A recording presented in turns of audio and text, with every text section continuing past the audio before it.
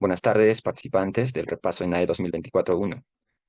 La ponencia del día de hoy está a cargo del licenciado Máximo Romero de la Cruz, quien tratará el tema de enfermería en el cuidado del adulto y emergencias. Cualquier duda que tengan pueden dejarla en la caja de los comentarios.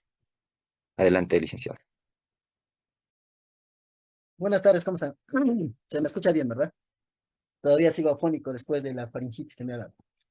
Bien, vamos a empezar con este módulo que es, si no se me escucha, me avisan por favor para ver la forma en que se me escucha, ¿ya? Vamos a empezar entonces con este módulo. Ups, acá hay un error, debía ser 2024. Hablando acerca eh, vamos a empezar entonces hablando acerca de los cuidados que debemos de tener nosotros como enfermeros en personas con problemas infecciosos, ¿no? Eh, es importante comprender que en nuestro medio ambiente vamos a siempre lidiar con bacterias, vamos a lidiar con virus, con hongos, con parásitos, ¿no? Y pues no se puede evitar lidiar con ellos. Lo que sí podemos evitar es las complicaciones que podrían traer el hecho de compartir espacios con estos patógenos, ¿no? Y es así que nosotros, siendo el reservorio de muchos de estos patógenos, ¿no? Tenemos puertas de salida y entrada hacia nuestro organismo por parte de estos patógenos, pero si se dan cuenta, en cada parte, en cada eslabón de la cadena, nosotros podemos detener al patógeno, ya sea con lavado de manos, ya sea con control estricto de excreciones, secreciones, eliminación adecuada de la basura, control del flujo de aire, que también hacemos, curación de heridas, curaciones de catéteres, y obviamente el tratamiento en sí al patógeno. Eso es importante, porque ese es nuestro trabajo. Casi nosotros estamos involucrados en toda la cadena. Ahora, ¿qué pasa si es que ya el microorganismo ha invadido? ¿No? ¿Qué pasa si es que el microorganismo ya ha ingresado? Y vamos a empezar hablando acerca de esta primera patología que es la tuberculosis. La tuberculosis es una enfermedad que, como bien define, es causada por el Mycobacterium tuberculosis, ¿no? Típicamente afecta a los pulmones, pero no siempre afecta a los pulmones, ¿ya? Cuando nosotros empezamos a definir a la tuberculosis, vamos a encontrar que la tuberculosis puede ser primaria, ¿no? O puede ser una reactivación, es decir, una infección secundaria, ¿no? Cuando nosotros iniciamos la tuberculosis por primera vez en nuestro organismo, nos infectamos y luego hacemos la enfermedad, esta tuberculosis no siempre va a ser la enfermedad. En muchas ocasiones hay un estado latente, ¿no? Eh, donde no hay síntomas, donde no hay signos de tuberculosis activa, ¿no?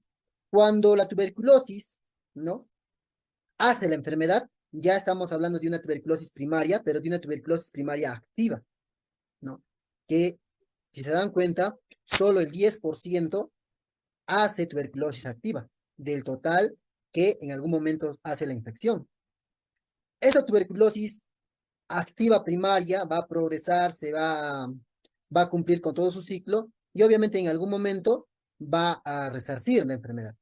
Pero ¿qué pasa? Que muchos de los pacientes que ya tuvieron TB vuelven a reinfectarse, entonces estamos hablando ahí de una tuberculosis ya secundaria, de una infección secundaria, ¿no?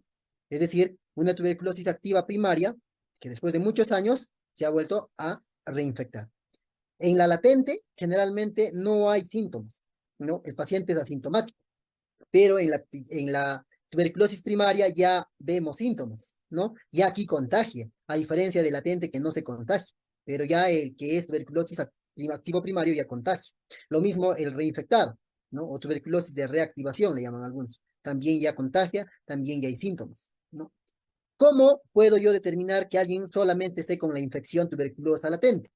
A través de una prueba que le llaman la prueba de la tuberculina, ¿no? Eso es bien conocido por nosotros. Y en cambio, la tuberculosis primaria activa como la tuberculosis de reactivación, ambos se confirman a través de cultivos, a través del BK, a través de incluso procedimientos más complejos como el PCR, ¿no? O podemos utilizar alguna prueba imagen como radiografía de tórax o alguna tomografía computarizada de tórax que me podría ayudar a confirmar el diagnóstico tanto de TB, de tuberculosis primaria activa o tuberculosis de reactivación. El tratamiento es fácil, ¿no? Siempre utilizamos generalmente dos drogas bien importantes como la isoniazida y la rifampicina, pero para el latente, pero en la activa y en la de reactivación ya vamos a utilizar iracinamida, etambutol, que van a ser parte del esquema, ¿no? Eso como introducción a la tuberculosis. Ahora, la tuberculosis es pues un problema de salud pública, ¿no? Esta enfermedad no solamente es parte del Perú, ¿eh? Damos cuenta que si nosotros hablamos de incidencia, ¿no? Generalmente países que, que aparentemente no deben de tener tuberculosis también tienen, ¿no? Porque, por ejemplo, Estados Unidos, a pesar de que ha ido disminuyendo los casos, no tiene muchos casos, pero todavía es un país que alberga individuos con tuberculosis, ¿no? Si se dan cuenta, en el mundo, una de las principales causas de muerte es justamente la tuberculosis, ¿no? Obviamente la incidencia en cada uno de los países ha ido disminuyendo, ¿no? Ha ido disminuyendo. Todavía en partes del África, partes de Asia, Oceanía, todavía hay bastantes casos por el nivel de pobreza, por muchos factores que también como países en vías de desarrollo tienen. Pero el Perú no es ajeno, mira, ¿eh? El Perú no es ajeno, todavía estamos en naranja, aunque no estamos en rojo, pero estamos en naranja, que quiere decir que aproximadamente de 100.000 individuos al año, más o menos detectamos a 200 personas con TB, ¿no? De 100 a 200 personas. La incidencia es fuerte, ¿no? Eh, por eso se convierte en un problema constante de salud pública, ¿no? Por eso estudiamos tuberculosis, ¿no? Y por eso también en nuestro país el sistema de salud, fragmentado lamentablemente, tiene guías que nos permiten el manejo adecuado, ¿no? Como por ejemplo son las normas técnicas. ¿Quién es el causante de esta enfermedad llamada tuberculosis? Una especie de bacteria que es los Mycobacterium. Los Mycobacterium, que en este caso el Mycobacterium tuberculosis es el más conocido, ¿no? Al que nosotros llamamos bacilo de Koch o bacilo ácido resistente aerobio, esto por la tinción que se utiliza para su estudio, ¿no? Pero también hay otras especies como el Mycobacterium bovis o el Mycobacterium gatium que también pueden ocasionar tuberculosis. Recordemos que estas tienen forma de bastón, ¿no? Se tiñen de color rojizo cuando se tiñen con ácido alcohol resistente, que es una tinción distinta a la tinción de Gram, que generalmente se utiliza para clasificar a las bacterias, ¿no? En Gram positiva y Gram negativa. Esta tiñe, ¿no? Puede ser confuso su tinción al hacerlo con Gram. Entonces se utiliza una tinción especial que es el alcohol ácido resistente, y de ahí su nombre que es bacilo ácido resistente, ¿no? Entonces, es importante conocer a la bacteria también, ¿no? Y es importante conocer al enemigo, ¿no? Entonces, así se ve en el microscopio el micobacterio. Obviamente, la norma técnica nos menciona algunos signos y síntomas de cómo podemos nosotros determinar, ¿no? Como les decía, la tuberculosis latente o la infección de la tuberculosis no genera síntomas, ¿no? Pero sí la tuberculosis activa primaria, ¿no? La tos seca productiva por más de 15 días es uno de las características clínicas importantes que como enfermeros, por ejemplo, tenemos que estar pendientes. Puede haber expectoración con o sin hemoptisis, dolor torácico y algunos otros síntomas como la anorexia, la astenia, adinamia, sudoración nocturna, pérdida de peso, fiebre, pueden ir acompañando a estas tres características clínicas, ¿no? Obviamente, si nosotros queremos enfocarnos exclusivamente a nivel pulmonar, hablaríamos pues de la tos, ¿no? De la dificultad para respirar, ¿no? O del dolor torácico. Pero si hablamos a nivel sistémico, la fiebre, la pérdida de peso, incluso la disminución de apetito, malestar, debilidad, nos pueden indicar de cierta forma ya la presencia de tuberculosis, ¿no?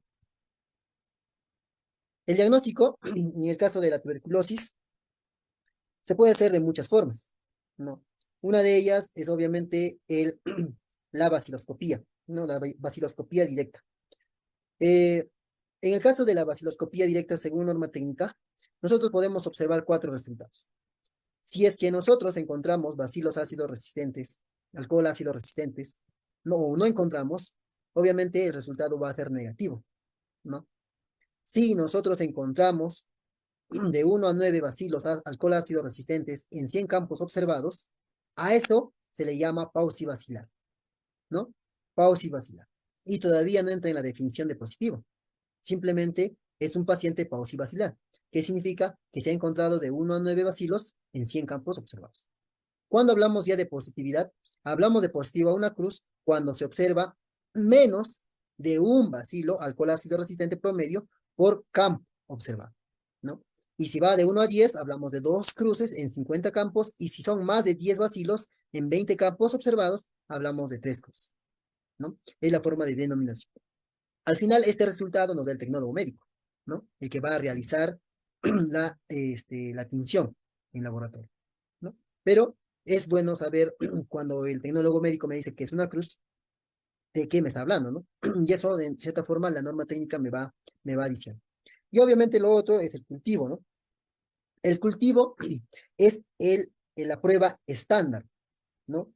La prueba de oro, ¿ya? ¿Por qué? Porque tiene bastante sensibilidad a la bacteria, a diferencia de la baciloscopía, que sí, su especificidad es alta, pero su sensibilidad es baja, ¿ya? Además que para que uno haga una buena baciloscopía, el personal que realiza la baciloscopía tiene que estar muy bien capacitado, ¿no? Tiene que ser muy experto en la visualización, porque si no puede cometer muchos errores. A diferencia en el caso del cultivo, el cultivo, según norma técnica, me permite no solamente diagnosticar, sino también controlar el tratamiento para ver si está haciendo adherencia o no, y para ver si hay alguna sensibilidad, ¿no? A algún otro medicamento. Generalmente para el cultivo se necesita de 2 a 6 semanas, ¿no? Y obviamente es importante el cultivo porque también se puede individualizar el tratamiento de los pacientes a través del cultivo. Por eso generalmente se espera, ¿no? Se espera el resultado de los cultivos para ver si hay resistencia o no hay resistencia. Por eso es importante. Ahora, también hay pruebas moleculares rápidas actualmente que se utiliza para pacientes con alto riesgo, ¿no? Sobre todo aquellos pacientes que están haciendo alguna resistencia, ¿no? Los pacientes que están en contacto, por ejemplo, de tuberculosis multidrogoresistente, o aquellos pacientes que tienen infección por VIH, se utiliza con ellos algunas pruebas moleculares rápidas que no demoren mucho, como los cultivos, que, como yo les decía, incluso pueden demorar de 2 a 6 semanas. Ahora, aparte de la baciloscopía, aparte del cultivo de bacterias, también se podría utilizar la radiografía de tórax, ¿ya?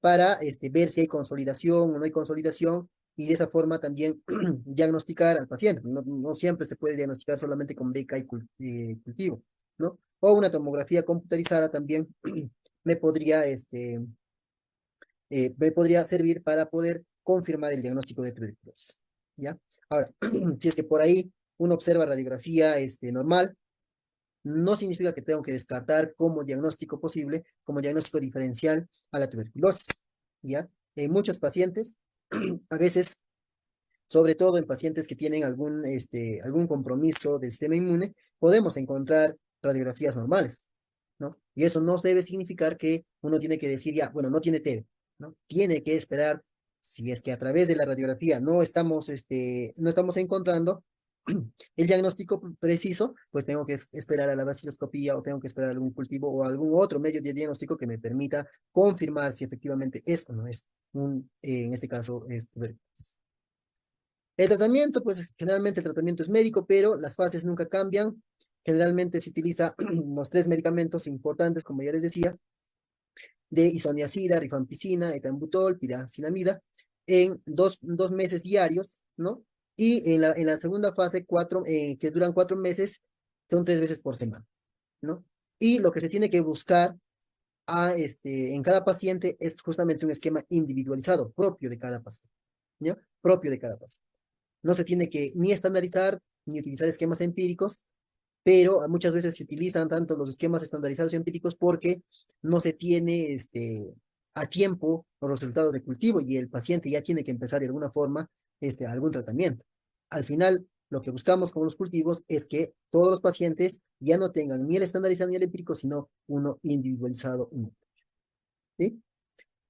¿Cómo podemos prevenir?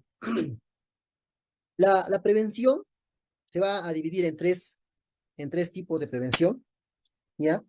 Y empezamos con la prevención primaria, que lo que busca es evitar el contacto en realidad con el microorganismo, y esto es a través, por ejemplo, de evitar la infección con pacientes expuestos, o lograr la vacunación con la BCG, que me va a permitir o va a evitar que algún paciente enferme de tuberculosis graves, ¿no? Como la miliar y la meningia, ¿no? Esta vacunita que se le pone a todo recién nacido, claro, con sus restricciones que la norma técnica pone, pues es importante entonces para prevenir. No la tuberculosis pulmonar, sino una extrapulmonar, ¿ya? En este caso también nos mencionan sobre el control de infecciones y bioseguridad, el plan de control de infecciones que debe tener toda institución de salud, y obviamente todas las medidas que sean necesarias para el control de infecciones en los establecimientos de salud.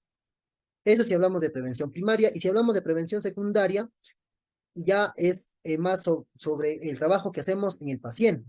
En este caso, el diagnóstico precoz, el tratamiento oportuno, me va a permitir, obviamente, minimizar el impacto, el estudio de los contactos de todos los pacientes que se han identificado, y obviamente la terapia preventiva con isoniazida, ¿no? El famoso TPI. Y la norma técnica me restringe cierto grupo poblacional para quienes están distribuidos o quienes podrían recibir la terapia preventiva con isoniazida. Y obviamente la prevención terciaria ya es la rehabilitación y cómo insertamos nuevamente al paciente con tuberculosis a la sociedad, ¿no? Para hacerlo más útil, para hacerlo parte de nuestra comunidad. Esto respecto a la tuberculosis, ¿sí?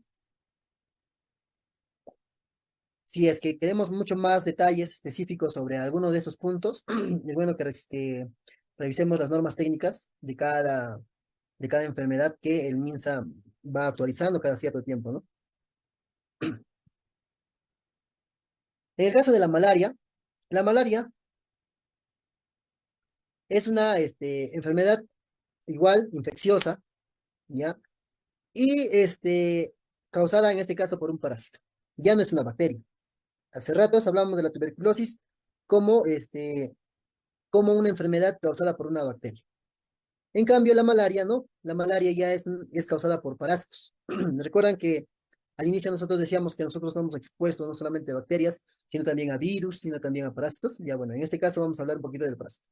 Pero si se dan cuenta, el Perú no es ajena tampoco a la malaria, ¿ya?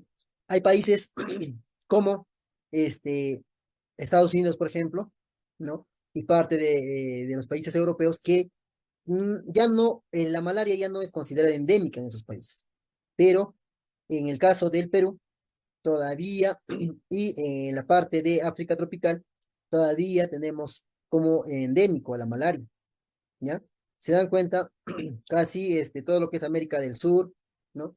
La parte de África, América Central también, podemos observar que todavía la malaria está o es parte endémica de estos países, ¿no? La malaria es causada por un parásito, como les decía, del género Plasmodium. Este parásito tiene cuatro especies que puede afectar al humano, ¿ya? El Plasmodium falciparum, el Plasmodium vivax, el Plasmodium oval y el Plasmodium malaria, ¿no? De todos estos, el que es más común es el vivax, ¿ya? Es una especie común y es menos letal, ¿no? Puede causar la enfermedad, pero este, la causa de manera leve. A diferencia que el falciparum es el más virulento y causa las enfermedades más graves, ¿ya? El falciparum, gracias a Dios, en nuestro país no encontramos muchos, pero sí hay casos también de falciparum. Más encontramos esto en África, pero el vivax sí está presente en nuestro país, ¿ya? El oval y el malaria son los menos comunes, y al igual que el vivax también causan enfermedades de malaria, pero son leves, ¿no? Son leves. ¿Quién es el que transmite este parásito? es la hembra del mosquito Anopheles, ¿no? Obviamente nosotros somos de los huéspedes, ¿no? Pero aquí les presento a la hembra del mosquito Anopheles, ¿ya? Cuando hablamos de patologías, generalmente van a escuchar ustedes que el Plasmodium falciparum ocasiona una forma de malaria que le llaman malaria terciaria maligna, ¿no? Malaria terciaria maligna, así le llaman a la enfermedad que produce esta enfermedad, más por lo grave que es, ¿no? En cambio, el vivax y el oval, estos dos le llaman paludismo terciario, es menos grave, ¿no? Menos grave, y se diferencian justamente porque el Plasmodium vivax y el oval ocasionan fiebre, pero cada 48 horas. En cambio, el falciparum es irregular, no hay un control, no hay literatura que diga exactamente cada qué tiempo están los picos de fiebre. Y en el caso del malaria, es la malaria cuartana. Así le llaman a la enfermedad que produce este plasmodium, la malaria cuartana. Y de esta, generalmente los picos de fiebre van cada 72 horas más o menos, ¿no? Pero de todas estas, la más irregular es la falciparum. De ahí una forma también de conocer si es que fuera falciparum, ¿no? Si es que el paciente viene y me dice, no, aparece la fiebre, desaparece 48 horas, vuelve a aparecer, desaparece, vuelve a aparecer. Entonces, posiblemente estoy hablando de vivax oval. Y si es cada 72 horas, estoy hablando de malaria. Pero si aparece y desaparece sin un tiempo específico, irregular, estaría hablando de falciparum. En este caso, si hablamos de los picos de fiebre, ¿no?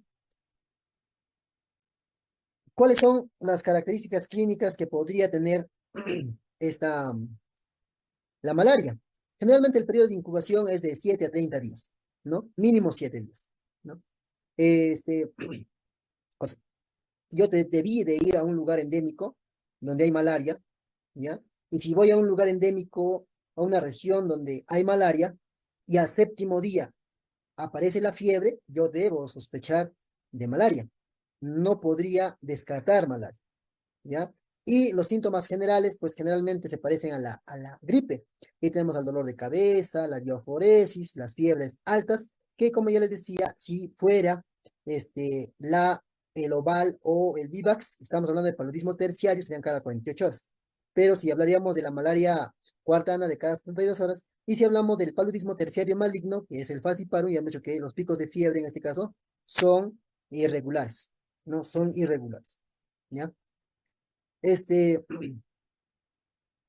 la malaria tiene un curso, ¿no? Uno se infecta, generalmente hace parasistemia asintomática, luego la enfermedad no complicada, aparece la malaria grave y uno puede llegar a la muerte, ¿no?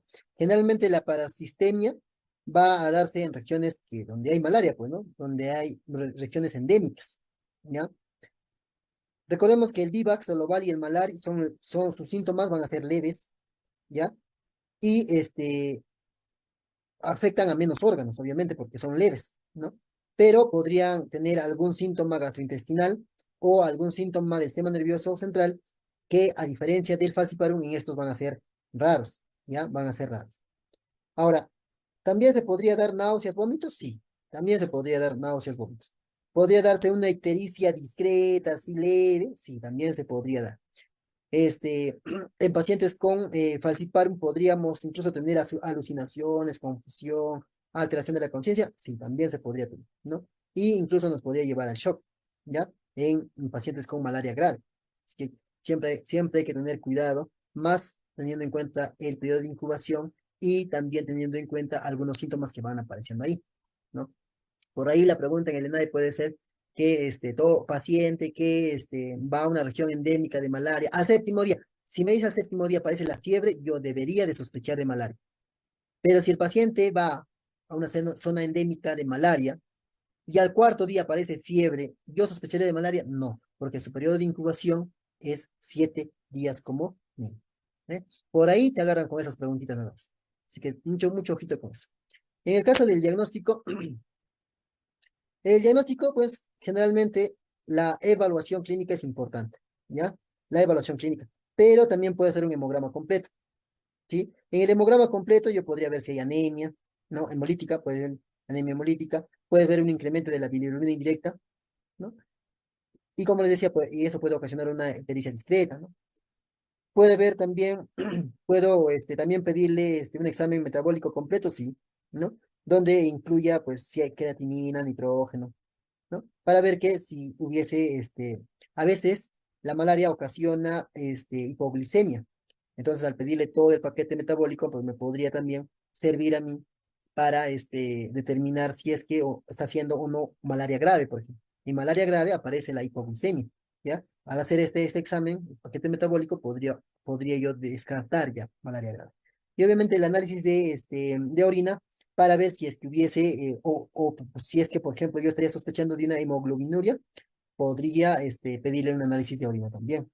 Ahora, hay pruebas de diagnóstico rápido, sí.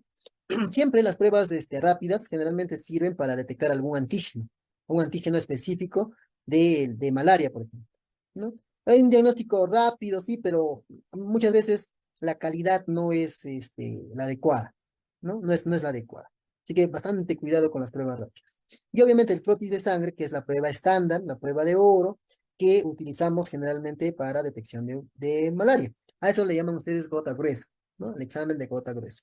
Que los que han trabajado en selva, o los que han hecho internado en selva, o ya, en el peor de los casos, si solamente has llevado el curso, sabes de cómo se trabaja, ¿no? En el caso de este, frotis de sangre, ¿ya? Obviamente, el frotis de sangre no solamente me permite saber si es o no Plasmodium, y también me permite saber qué tipo de Plasmodium específico voy a trabajar, ¿no? Entonces, eso me permite mucho clasificar la gravedad, porque si yo encuentro que es falciparum, yo ya más o menos estoy viendo a dónde va a apuntar su tratamiento y todo eso, ¿no? Y obviamente es de alta sensibilidad y de alta especificidad el frotis de sangre, ¿no? Esas son algunas de las pruebas de laboratorio que yo como enfermero debería de saber, más para apoyo, ¿no? Por apoyo. Si bien es cierto, el médico va pidiendo de acuerdo a su criterio, pero por ahí se le puede pasar algo y yo podría dar mi opinión, ¿no? "No, doctor, ¿por qué no le pedimos esto más? ¿Por qué no le hacemos esto? Quizás sea esto, lo otro". Entonces, de esa forma, para eso me permite saber más o menos qué cosa puede estar pidiendo, qué cosa nos pide. En el caso del tratamiento, bueno, el tratamiento también, como siempre le digo, el tratamiento es médico, sin embargo, siempre es bueno conocer algunas cositas. En el caso de malaria grave, generalmente lo que se utiliza es el artesunato. En este caso es intravenoso, ¿no? Intravenoso. Eh, Va a depender mucho de la indicación, ¿ya? Médica. Y obviamente nuestro trabajo va a ser mucho en controlar la fiebre y también prevenir la hipoglucemia. Recordemos que la hipoglucemia aparece en malaria grave. Entonces yo debo prevenir que aparezca la malaria grave. Y estar pendiente para ver si es que el paciente pueda o no ingresar a UCI si es que hace una malaria grave. A esa disposición yo tengo que estar. Tengo un paciente con malaria, debe estar bien cuidado porque este paciente, si es que hace malaria grave, en cualquier momento puede hacer ingreso a UCI. Para esto yo debo tener todo listo ya. Eh, en el caso de si fuera una malaria no complicada, pues generalmente tenemos que pensar qué especie de plasmodium es para utilizar el medicamento, ¿no? Y lo que más se utiliza es la cloroquina, ¿no? La cloroquina y la hidroxocloroquina también se utiliza para estos pacientes, ¿no? Hay pacientes que utilizan otros, primaquina también. No son medicamentos que ya van a ser por indicación médica, ¿no? Ahora, nosotros podemos verificar, por ejemplo, la administración de estos medicamentos y lo otro, considerar si es que, por ejemplo, fuera Vivax y Oval, podría considerar cómo está el nivel de actividad de esta enzima, ¿no? El glucosa 6-fosfato deshidrogenasa, ¿no? Esta enzima está muy comprometida con estos dos patógenos. Entonces, indicando su nivel en prueba de laboratorio, cómo está alto o bajo, podría yo incluso opinar respecto a qué medicamento le podría el doctor o dar o no dar, ¿no? Ahora, en la actualidad, la cloroquina ya no se está utilizando mucho. ¿Por qué? Porque hay casos de resistencia, ¿ya? Sobre todo el Plasmodium falciparum. ¿Ya? El Plasmodium falciparum y el Plasmodium vivax. Siempre hay que estar atentos nosotros a esa resistencia. Si vemos que no hay progreso en el tratamiento, yo debo comunicar de inmediato. Significa que el paciente no está haciendo resistencia, ¿ya? Y eso se debe comunicar de inmediato. ¿Cómo hago la prevención? Obviamente evitando la exposición a los zancudos, redes de mosquitos, ropa protectora, ¿no? Que debe ser, la ropa tiene que ser que cubra toda la piel y colores claros, ¿no? Utilizar repelente, reducir el criadero, ¿no? y la pulverización de insecticidas, ¿no? Obviamente, reducir los criaderos significa que tenemos que eliminar charcos de agua, optimizar los riegos de las plantas y todo eso, ¿no? Para poder evitar el contacto con malaria, ¿sí? Muy bien. Más información igual sobre cada ítem en la norma técnica. La leishmaniasis también es otra de las patologías que nos, nos piden saber un poquito sobre esto. Hay que recordar que la leishmaniasis es una enfermedad también ocasionada por parásitos, ¿ya? Por parásitos. Y en este caso es un protozoario el que ocasiona la leishmaniasis. La leishmaniasis eh, también es un problema de salud pública, sobre todo aquí en América del Sur y América Central. Pero países como el África, India y parte de Asia también son países que que son países endémicos a la leishmaniasis, ¿ya? ¿Quién es el causante de esta patología? Es la especie de Leishman, ¿no? Y hay dos tipos de leishmania, pues, ¿no? La leishmania cutánea y la leishmaniasis visceral. Generalmente la leishmaniasis cutánea está ocasionado por la leishmaniasis brasilensis, que es una de las especies más conocidas en este caso. Pero si hablamos de la visceral, hablamos pues del Donovani o el Infantum, que son especies de leishmaniasis que podría ocasionar leishmaniasis. ¿Quién es el que transmite el vector? Es un Phlebotomus, este de acá. Este Phlebotomus es el que nos puede transmitir.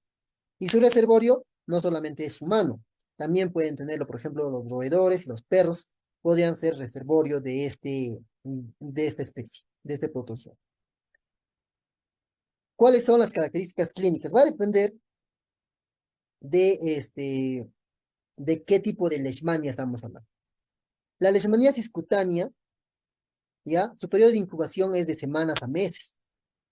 Y generalmente, ¿qué cosa vamos a observar? Máculas o pápulas rojizas. Estas están solas o pueden estar múltiples y generalmente son indoloros. Indoloros. Obviamente, ¿dónde van a aparecer? Donde nos ha picado el flebótomo. Donde nos ha picado el flebótomo, alrededor de la picadura, ahí va a aparecer estas máculas o pápulas rojas, ¿no? ¿Van a aumentar de tamaño? Sí. ¿Van a generar alguna ulceración? Sí. ¿Ya? Y obviamente van a generar cicatrices atróficas, ¿no? Estas cicatrices puede ser causado por la disminución de las células que están afectadas, ¿no? Entonces, se va a deprimir, parece la piel, ¿ya? Eso le llaman cicatrizaciones atróficas. Y en el caso de la leishmaniasis visceral, su periodo de incubación es de 2 semanas a 8 meses. Mira, es tiempo, ¿ah? ¿Ya? En este caso, muchos de los pacientes son asintomáticos, no hacen síntomas, ¿ya? Hay una patología que le llaman el Kala-Azar, ¿ya? Que en hindú significa fiebre, ¿no? Fiebre. ¿Por qué le ponen así? Porque generalmente la parte donde donde se ha dado la picazón, ahí va a aparecer, se va a oscurecer la piel, ¿no? Se va a oscurecer la piel. Y van a aparecer síntomas también como si fuera una gripe, ¿no? La fiebre, pérdida de peso. En algunos pacientes, incluso con leishmaniasis visceral, se ha visto que hay ascitis o edema, ¿ya? Ascitis o edema. Entonces, eso más para distinguir la leishmaniasis cutánea de la visceral. El diagnóstico, en el caso de la leishmaniasis cutánea, pues lo que vemos en primer lugar es la detección directa. Agarramos la cicatriz, sacamos muestras de tejido y obviamente se observan al microscopio. Y en el microscopio, ¿qué vamos a ver? El amastigotes, ¿no? Los amastigotes. Los amastigotes son pequeñas células, vamos a ver ahí con bastantes flagelos ahí, ¿no? Que, van a ser, en realidad es el parásito, ¿no? El parásito que se puede observar, ¿ya? También se puede hacer cultivo de tejidos, ¿no? Se puede cultivar ese tejido, o se puede hacer alguna técnica compleja como el PCR, ¿no? La reacción en cadena en polimerasa. Y en el caso de la visceral, también encontramos que podemos Diagnóstico podemos hacerlo a través del hemograma completo, ¿ya? En el hemograma completo, generalmente lo que vamos a encontrar es una disminución, ¿no? De todas las células sanguíneas, ya sean eritrocitos, leucocitos, plaquetas, vamos a encontrar disminuidos.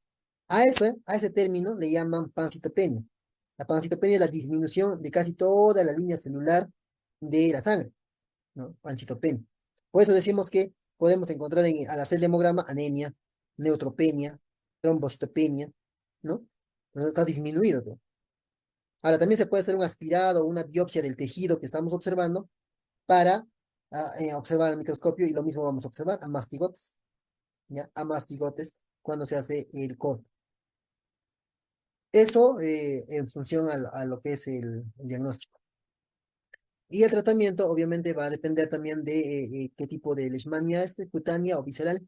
Generalmente aquí utilizamos terapia local, ¿no? Crioterapia o termoterapia, ¿no? O podemos utilizar un medicamento que es la paromomicina tópica, ¿no? Y esto sí es que fuera terapia local, y si es que hacemos terapia sistémica, utilizamos el estivogluconato de sodio, al igual que la leishmaniasis visceral, que también se utiliza el estivogluconato de sodio, que es un medicamento que se pone intravenoso, ¿no? Normalmente los que han trabajado en selva habrán puesto alguna vez el estivogluconato de sodio. Porque si no, igual la cicatriz desaparece, ¿ya? Desaparece, pero sobre todo la cutánea se resuelve, ¿ya? Se resuelve, pero las cicatrices, los queloides y la reactivación puede volver. Por eso es importante que el paciente reciba tratamiento. ¿Cómo prevengo? Pues el diagnóstico precoz, ¿no? La administración del tratamiento, o hay que luchar contra el vector, que en este caso es el flebótomo, una eficacia, vigilancia de la enfermedad y obviamente control de los reservorios. Ya sabemos que los reservorios no solamente somos humanos, sino los perros y los roedores. Tenemos que hacer control de ese tipo de, o sea, los roedores que viven en las alcantarillas y los perros que viven en los perros callejeros, por ejemplo, podrían ser reservorio de leishmania en algún momento. Entonces, lo que tenemos que hacer es el control estricto de este tipo de reservorios. Luego, hablamos de dengue. Ahorita nuestro país está viviendo la segunda epidemia de dengue. En 2 años. En 2 años estamos viviendo ya la segunda epidemia de dengue. Nuestra región, que es Junín, actualmente está en emergencia sanitaria, porque nosotros tenemos zona tropical y donde podría también tener muchos casos de dengue, ¿no? Lamentablemente, nuestro país fragmentado, pues, este, nuestro sistema de salud fragmentado, recordemos que el MINSA se dedica solamente a MINSA, pero es salud y algunos centros de la policía son pues manejados por otros ministerios y eso dificulta muchas veces el trabajo, ¿no? Que se debe articular. Actualmente ya tenemos muchos casos incluso de muertes por esta patología. Se hay que estudiar un poquito del dengue. El dengue es una enfermedad viral a diferencia de la TB que habíamos dicho que es bacteriano, de la malaria que es un protozoario, al igual que la leishmania. El dengue es un virus, ya es un virus. Y como ustedes saben, los virus no se curan, ¿no? A los virus solamente se les ataca de manera sintomática, ¿ya? ¿Dónde aparece dengue? Generalmente en las zonas tropicales y subtropicales. Como verán, nuestro país nuevamente está pintado ahí, ¿no? Está pintado. Entonces, obviamente, a América Central, parte de África también, son parte de las regiones en donde se encuentra dengue, ¿no? Se reporta que aproximadamente 400 millones de personas se infectan en un año a nivel mundial de dengue, ¿ya? Sobre todo en países asiáticos, como Tailandia, por ejemplo, que es un país con alta incidencia de dengue, ¿ya? Por esta enfermedad una ministra ha salido, ¿no? Actualmente el ministro igual no hace nada, está fumigando, y ahorita ya no es época de fumigar. Ahorita ya estamos con el virus encima. Y es este, ¿eh? El virus del dengue presenta 4 serotipos, de 1, 2, 3 y 4. Si tú te contagias del 1, te puedes volver a contagiar del 2. Y si te contagias del 1 y del 2, te puedes volver a contagiar del 3. Y si te contagias del 1, del 2, del 3, te puedes volver a contagiar del 4. Entonces, No es que ya me contagié del dengue una vez y ya nunca más me voy a volver a contagiar. Te puedes volver a contagiar. ¿Y quién es el que transmite esta especie de mosquito que se llama el Aedes aegypti? El Aedes aegypti es el que contagia este virus, ¿no? Es un virus ARN del género Flavivirus, ¿no? Ahí como cultura general ahora que está de moda el dengue. Este es el dengue. Ya es un virus entonces. ¿Cuáles son las características clínicas que a mí me permiten saber si es que la norma técnica divide en dos grandes grupos, ¿no? Dengue sin señales de alarma y dengue con señales de alerta. Pero también hay un dengue grave, ¿no? Incluso hablamos del síndrome de shock por dengue. Cuando nosotros hablamos del dengue sin señales de alerta, generalmente el periodo de incubación es de 4 a 10 días, ¿ya? De 4 a 10 días. Tú vas a una zona tropical, sufres la picadura del mosquito. Después de esa picadura del mosquito, de 4 a 10 días, se va a dar el periodo de incubación, ¿ya? Y la fiebre va a durar de entre 2 a 7 días. Y las fiebres son altas, ¿no? Por encima de 40 grados Celsius, ¿ya? A esta fiebre tú le tienes que agregar dolor de cabeza, dolor retroorbitario, artralgia, mialgia, que van a ser acompañadas a la fiebre. En algunos pacientes incluso vas a encontrar que hay le van a aparecer erupciones maculopapulares, como si fuera sarampión. Obviamente, eh, van a ir acompañadas de la fiebre, ¿sí? Ahora, también se puede dar la característica clínica de esto es que se puede dar la prueba de fragilidad capilar positiva. ¿A qué nos referimos con prueba de fragilidad capilar? Generalmente, cuando tú aplicas un torniquete en el brazo, ¿no? Y tú insuflas por más o menos 5 minutos, donde has insuflado, en la parte donde se ha insuflado va a aparecer algunas petequias, ¿no? Petequias. Entonces, si aparecen de 10 o más petequias, en este caso vas a tener que medir con una regla porque vas a hablar de pulgadas cuadradas en el antebrazo. Si aparecen más, estamos hablando entonces de una prueba de fragilidad capilar positiva. Ahora, la literatura dice que muchos de los niños suelen ser asintomáticos en este periodo, ¿ya? En este periodo. Y luego hablamos del dengue con señales de alerta. Aquí el paciente está en una fase crítica, ¿ya? El paciente está entrando en un deterioro clínico. Va a durar esto de 3 a 7 días, después de que ya se haya iniciado los síntomas, ¿sí? Los síntomas. Entonces, generalmente, ¿quiénes van a estar con esto de dengue con señales de alerta? Poblaciones que nunca se han enfermado de dengue. Pacientes que nunca han hecho dengue o bebés con menos de 1 año de edad o pacientes que tienen alguna comorbilidad como diabetes, hipertensión o osteoporosis, van a van a tener estas características clínicas como dolor abdominal, vómitos persistentes, letargo, hígado agrandado, algunos dicen hasta más de 2 centímetros crece, ¿no? Hay acumulación de líquido, como puede haber ascitis, derrame pleural cuando hacemos la radiografía, y algunas manifestaciones hemorrágicas, petequias, epistaxis, sangrado gingival, que podrían tener.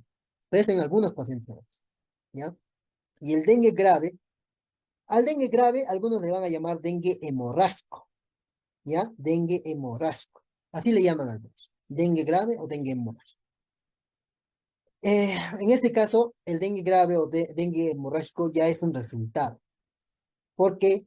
Porque hay una reacción, ¿no? Hay una reacción dependiente de los anticuerpos en el paciente, ¿ya? Y obviamente inicia cuando disminuye la fiebre. Disminuye la fiebre y empieza a aparecer ya esto. No en todos va a aparecer dengue grave, dengue hemorrágico. Solamente del 1 al 2% de casos hacen dengue grave. ¿Hay cambios en la temperatura? Sí, sí. Porque ahora el paciente deja de hacer fiebre, hace incluso hipotermia y nuevamente, o sea, disminuye la temperatura, sube la temperatura bruscamente, disminuye bruscamente y en eso. ¿Hay manifestaciones hemorrágicas graves? Sí. Puede haber equimosis, puede haber melena, ya a eso le llaman manifestaciones hemorrágicas graves. No. Se puede afectar a órganos, sí. El hígado es uno de los órganos que más se afecta, hepatomegalia, o hay una insuficiencia hepática. Puede haber confusión, sí, porque también afecta al sistema nervioso, ¿ya? Y obviamente puede haber permeabilidad vascular. Cuando la permeabilidad vascular se incrementa, podemos tener derrame pleural, ascitis, ¿ya? Y obviamente también se va a encontrar la prueba de fragilidad capilar posible. Ahora, cuando el paciente entra en shock por dengue, obviamente va a estar todos los síntomas del dengue grave más el shock. Pero el shock se da justamente porque hay fuga de plasma, ¿no? Hay fuga de plasma, por eso se da el shock, ¿ya? Entonces siempre hay que tener esto. El dengue grave, mucha de la literatura manifiesta de que es el serotipo tipo 2 el que ocasiona o más frecuentemente este dengue grave o dengue hemorrágico. ¿Cómo se diagnostica el dengue? A través de pruebas de laboratorio, ¿no? Puede haber leucopenia, ¿sí? Hay una disminución de los glóbulos blancos en la sangre, pues menos de 4.500. Puede haber neutropenia también, ¿no? Hay una disminución de los neutrófilos. Puede haber trombocitopenia, también hay una disminución de los trombocitos. Puede haber un incremento del aspartato aminotransferasa también, ¿no? Generalmente esto, ¿por qué? Porque esta enzima está involucrado en el metabolismo de los aminoácidos, ¿no? Entonces, sobre todo del aspartato, ¿ya? Y lo que me indica este incremento es más daño hepatocelular. Por eso es importante también dosar, ¿no? Dosar el aspartato aminotransferasa. También podemos encontrar el hematocrito aumentado. Sí, el hematocrito puede estar aumentado o disminuido, dependiendo, en este caso en el dengue hemorrágico, ¿no? Un aumento disminuye significativo en el dengue hemorrágico. ¿Por qué? Porque recordemos que hay un incremento en la permeabilidad vascular, por ende hay fuga de plasma. Entonces, el porcentaje de volumen sanguíneo, pues obviamente va a estar disminuido, ¿no? O va a estar muy aumentado. ¿Y cómo confirmo? Pues puedo confirmar a través de pruebas serológicas, ¿no? Las pruebas serológicas ya hemos mencionado que me permite identificar antígenos, sobre todo en este caso para detectar inmunoglobulinas M, ¿no? Si que hubiese, por ejemplo. O pruebas moleculares, ¿no? Pruebas moleculares donde hay un antígeno que es el antígeno NS1, ¿no? Esto más, cuando uno habla de la estructura de un virus, habla de proteínas, todo eso, ¿no? Entonces, el dengue pues tiene una proteína, ¿no? Una de sus tantas proteínas es una proteína no estructural uno le llaman. Este es el NS1. Entonces, hay un antígeno que identifica al NS1, entonces me puedo utilizarlo en este caso como también prueba para confirmación del diagnóstico. Las pruebas de tejido también, ¿no? Que me permiten confirmar en este caso el diagnóstico de la aborto. El tratamiento es sintomático, ¿no? El tratamiento es sintomático. Obviamente hay que administrar bastante líquido para evitar la deshidratación y el paracetamol que me permite, uno, disminuir la fiebre, porque vemos que el paracetamol es analgésico y también es antipirético. Entonces, el paciente estaba con artralgia, mialgia, entonces lo que me ayuda el paracetamol como medicamento es justamente eso, ¿no? Analgésico y antipirético. Ahora, en pacientes con dengue con señales de alerta y dengue severo, puedo tener también como opción la transfusión de sangre en caso de hemorragias importantes, ¿no? Por ejemplo, si hubiere alguna epistaxis o hemorragia gastrointestinal, ¿no? Puedo utilizar la transfusión de sangre como también soporte. Y obviamente la reanimación urgente con líquidos intravenosos, ¿no? No. Entonces es importante. Por eso es paciente que viene con dengue, señor, reposo, tome agua, tome su paracetamol y descanse en su casa. Si es que ya tiene señales de alerta, tendríamos que hospitalizarlo, ¿no? Pero generalmente a la gran mayoría de pacientes con dengue, que son sin señales de alerta, pues pueden estar en su casa administrándose el líquido para evitar la dissedación y para estar.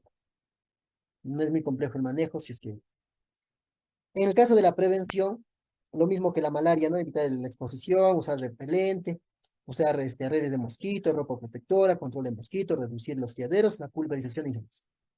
y la vacuna contra el dengue. Acá el Perú todavía no tiene la vacuna, por eso está con rojito.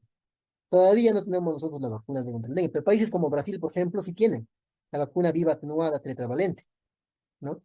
Entonces, en países como Brasil, por ejemplo, se vacuna a todo niño de 9 a 16 años, obviamente que viven en zonas endémicas de dengue, ¿no? Para que puedan, ellos sí tienen. Nosotros, lamentablemente, como país todavía no tenemos, pero como ya les decía, tú te puedes, y las vacunas, lamentablemente, no están hechas contra los cuatro serotipos, ¿no? Dependiendo del laboratorio, va a administrarse para uno u otro, serotipo del dengue, ¿no? Justamente quizás por esa sea la razón del por qué todavía el Perú no tiene vacuna contra el dengue. Pero sería una buena opción, ¿no? Sería una buena opción, más ahora que estamos nosotros en nuestra segunda epidemia de dengue a nivel nacional. Listo. La fiebre amarilla es otra de las patologías que vamos a ver acá en infecciosos, ¿no? Y la fiebre amarilla, pues vamos a ver que también, al igual que el dengue, es una infección viral, es un virus. Por ende, lo único que podemos hacer nosotros es atacar los síntomas. No podemos atacar al virus, ¿ya? Y como observan, nuevamente en nuestro país, pues es zona de dengue. Como que nosotros somos un país para estudiar, ¿no? En todo tenemos. Y aquí tenemos la epidemiología, por ejemplo, ¿no? ¿Dónde encontramos? Si dan cuenta, toda América del Sur y también África, ¿no? El África. A esta parte le llaman el África subsahariana. Entonces, somos los únicos que compartimos fiebre amarilla, ¿no? También hay en Europa, sí, parte de Europa, parte de Australia, ¿no? Pero si ustedes ven fiebre amarilla en algún otro lugar, es porque seguramente ha sido importado de uno de estos países. Nosotros somos expertos importadores de enfermedades, ¿no? Aquí está. ¿Quién es el causante de la fiebre amarilla? El causante de la fiebre amarilla, como si es un virus, también un flavivirus, igual que el dengue, ¿no? Pero en este caso ya es de un tipo específico, el arbovirus. También es ARN y es transmitido por el mismo mosquito del dengue, el Aedes aegypti. Y sus reservorios también pueden ser humanos y no humanos, ¿no? Este es el Aedes, el Aedes que también me ocasiona fiebre amarilla. ¿Cuáles son las características clínicas en este caso, de la fiebre amarilla? Uno, que el tiempo de incubación es de 3 a 6 días, a diferencia del dengue de 4 a 10, ¿no? Aquí es de 3 a 6 días. La mayoría son asintomáticos. ¿Y cuándo hacen ya síntomas? Hacen síntomas cuando ya está progresando la enfermedad. Y la progresión de esta enfermedad se da en tres etapas. Hay una etapa de infección de 3 a 4 días, una de remisión hasta 2 días y obviamente un periodo de intoxicación que solo el 15% de pacientes sintomáticos hacen esta progresión. El periodo de infección aparece con una fiebre alta superior a 40 grados Celsius. No hay dolores de cabeza, escalofríos, nada sabores. En el periodo de remisión, obviamente disminuye la fiebre y también se alivian los síntomas. Pero ¿qué pasa en ese 15% de sintomáticos? Pueden progresar a hemorragias intensas, dolor abdominal, una ictericia severa. ¿Qué significa? Que si yo veo amarillo a alguien, pues se llama fiebre amarilla, ¿no? Si yo veo en fiebre amarilla con ictericia, es que ese paciente está muy grave, ¿ya? Muy grave. Entonces, hay que tener bastante cuidado con eso. ¿Cómo se diagnostica la fiebre amarilla? El diagnóstico es también a través de pruebas de laboratorio. Puede haber un incremento de enzimas, en este caso la alanina aminotransferasa o la aspartato aminotransferasa. Cualquiera de estos dos me va a generar daño hepatocelular. Por eso se dosa a la alanina aminotransferasa y al aspartato aminotransferasa, porque me indica daño hepatocelular. Si está dañado el hígado, va a ser ictericia el paciente. También hay leucopenia, nuevamente, ¿no? Recordemos que la disminución de glóbulos blancos no solamente está en fiebre amarilla, también lo veíamos en dengue, por ejemplo, ¿no? Ahora, ¿qué pasa si es que hay periodos de intoxicación? Generalmente hay presencia de trombocitopenia y hay un incremento de PTT significa tiempo de tromboplastina parcial, ¿no? tiempo de tromboplastina parcial. Generalmente, si hay un incremento, ¿no? O de una disminución, este parámetro me permite valorar si es que hay problemas de coagulación, ¿no? Para yo poder controlar con heparina o no, ¿no? Problemas de coagulación. Recordemos que en el periodo de intoxicación hay epistaxis, o sea, hay hemorragia, ¿no? Entonces, podríamos tener problemas de coagulación. También hacemos, podemos utilizar a través de la reacción en cadena de la polimerasa o podemos utilizar también en la prueba de ELISA, ¿no? La prueba de ELISA, que ELISA viene de un acrónimo, ¿no? Que está en inglés, que es ensayo inmunoabsorbente ligado a enzimas, ¿no? Entonces, una prueba generalmente que me ayude a ver si es que hay es un marcador que me permite saber cómo está el nivel de un determinado antígeno, ¿no? Y la biopsia hepática no, sería lo último ya que podría realizar yo, ¿no? Para determinar si era o no era fiebre amarilla. Obviamente, la biopsia hepática ya lo voy a hacer post-mortem. Es el diagnóstico definido. ¿De qué se ha muerto mi paciente? Ah, de fiebre amarilla. ¿Se murió de fiebre amarilla? ¿No? Obviamente no se debe realizar la biopsia mientras que el paciente está con la infección activa. Voy a empeorar el paciente, ¿no? Voy a empeorar el paciente. ¿Ya? Eh, de todas estas, la que más es la prueba estándar, la de oro, es el PCR, ¿no? Más si es que, por ejemplo, el paciente no tuviese síntomas. O sea, si no hay fiebre, no hay dolor de cabeza, ¿no? Pero yo sospecho que podría ser fiebre amarilla, le hago un PCR, ¿ya? Le hago un PCR. Porque podría confundirme con una hepatitis, o podría confundirme con influenza, ¿no? O podría incluso confundirme con malaria, con dengue, podría confundirme. Entonces, para eso el que hace el diagnóstico tiene que ser muy acuicioso, tiene que ser muy ducho para pedir también exactamente qué pruebas de laboratorio estoy pidiendo. Si no, terminas matando a la persona. El tratamiento es sintomático, ¿ya? Y obviamente no hay pues tratamiento antiviral actualmente que nos permita combatir al virus en realidad, ¿no? Y lo que sí debemos evitar es el AINE. ¿Por qué? Porque los AINES dan mucho riesgo a hemorragia. O sea, yo no le puedo dar al paciente, ya no tengo paracetamol, no tengo esto, ya te voy a dar aspirina, te voy a dar ibuprofeno, te voy a dar naproxeno. Si tú le das aspirina, ibuprofeno, naproxeno, corres el riesgo de que aumente la hemorragia en el paciente, ¿no? Eso sí te podemos decir. No le des estos medicamentos, no le des AINES, ¿ya? Eso para el tratamiento. ¿Y cómo hago la prevención? La prevención, pues, la vacunación. La prevención es la vacunación. El MINSA vacuna contra la fiebre amarilla, que es una vacuna viva atenuada, que se administra por vía subcutánea y es una sola dosis de por vida, es suficiente. Puedes tener algún refuerzo, sí, si es que tu condición lo amerita, ¿no? Lo puedes tener. Pero es importante la vacunación, ¿sí? La vacunación es lo único que nos puede salvar de la fiebre amarilla. Como ven, la fiebre amarilla mata más rápido que incluso que el dengue, ¿no? Entonces, es importante contarles. Bien. Más información, la normativa. Bien. Ahora vamos a hablar de el cuidado del adulto con problemas respiratorios. A ver, estírense un rato, levántense un ratito. Respiren, respiren. Hablar 2, 3 horas no es fácil, pero adulto es bastante. Es bastante. Yo he tratado de sacar los temas que he visto que han venido más en estos exámenes y además que los temas que ahorita están en boga. Lo de dengue ahorita está pendiente, lo del COVID también todavía está pendiente, ¿no?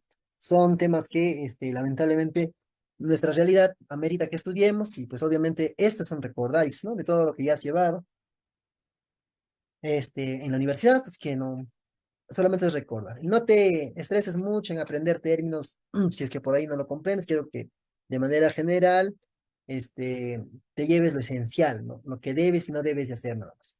Lo demás es para que nutras tu conocimiento, para que puedas seguir sumando más términos a tu vocabulario, pero de ahí a que lo aprendas de memoria no es necesario. Bien. Bueno, vamos a hablar ahora de los pacientes con problemas, bueno, respiratorios, pues, ¿no? Entonces, vamos a hablar un poquito de lo más. Ya. Este, a ver, traten de prestar atención otra vez más. Vamos a estar unos, unos minutos más conmigo y de ahí ya vamos a descansar. ¿Ya? Yo sé que es difícil, chicos. Ya su examen no está tan lejano. Así que vamos, tenemos que continuar, no queda de otra. Bien. En el caso la,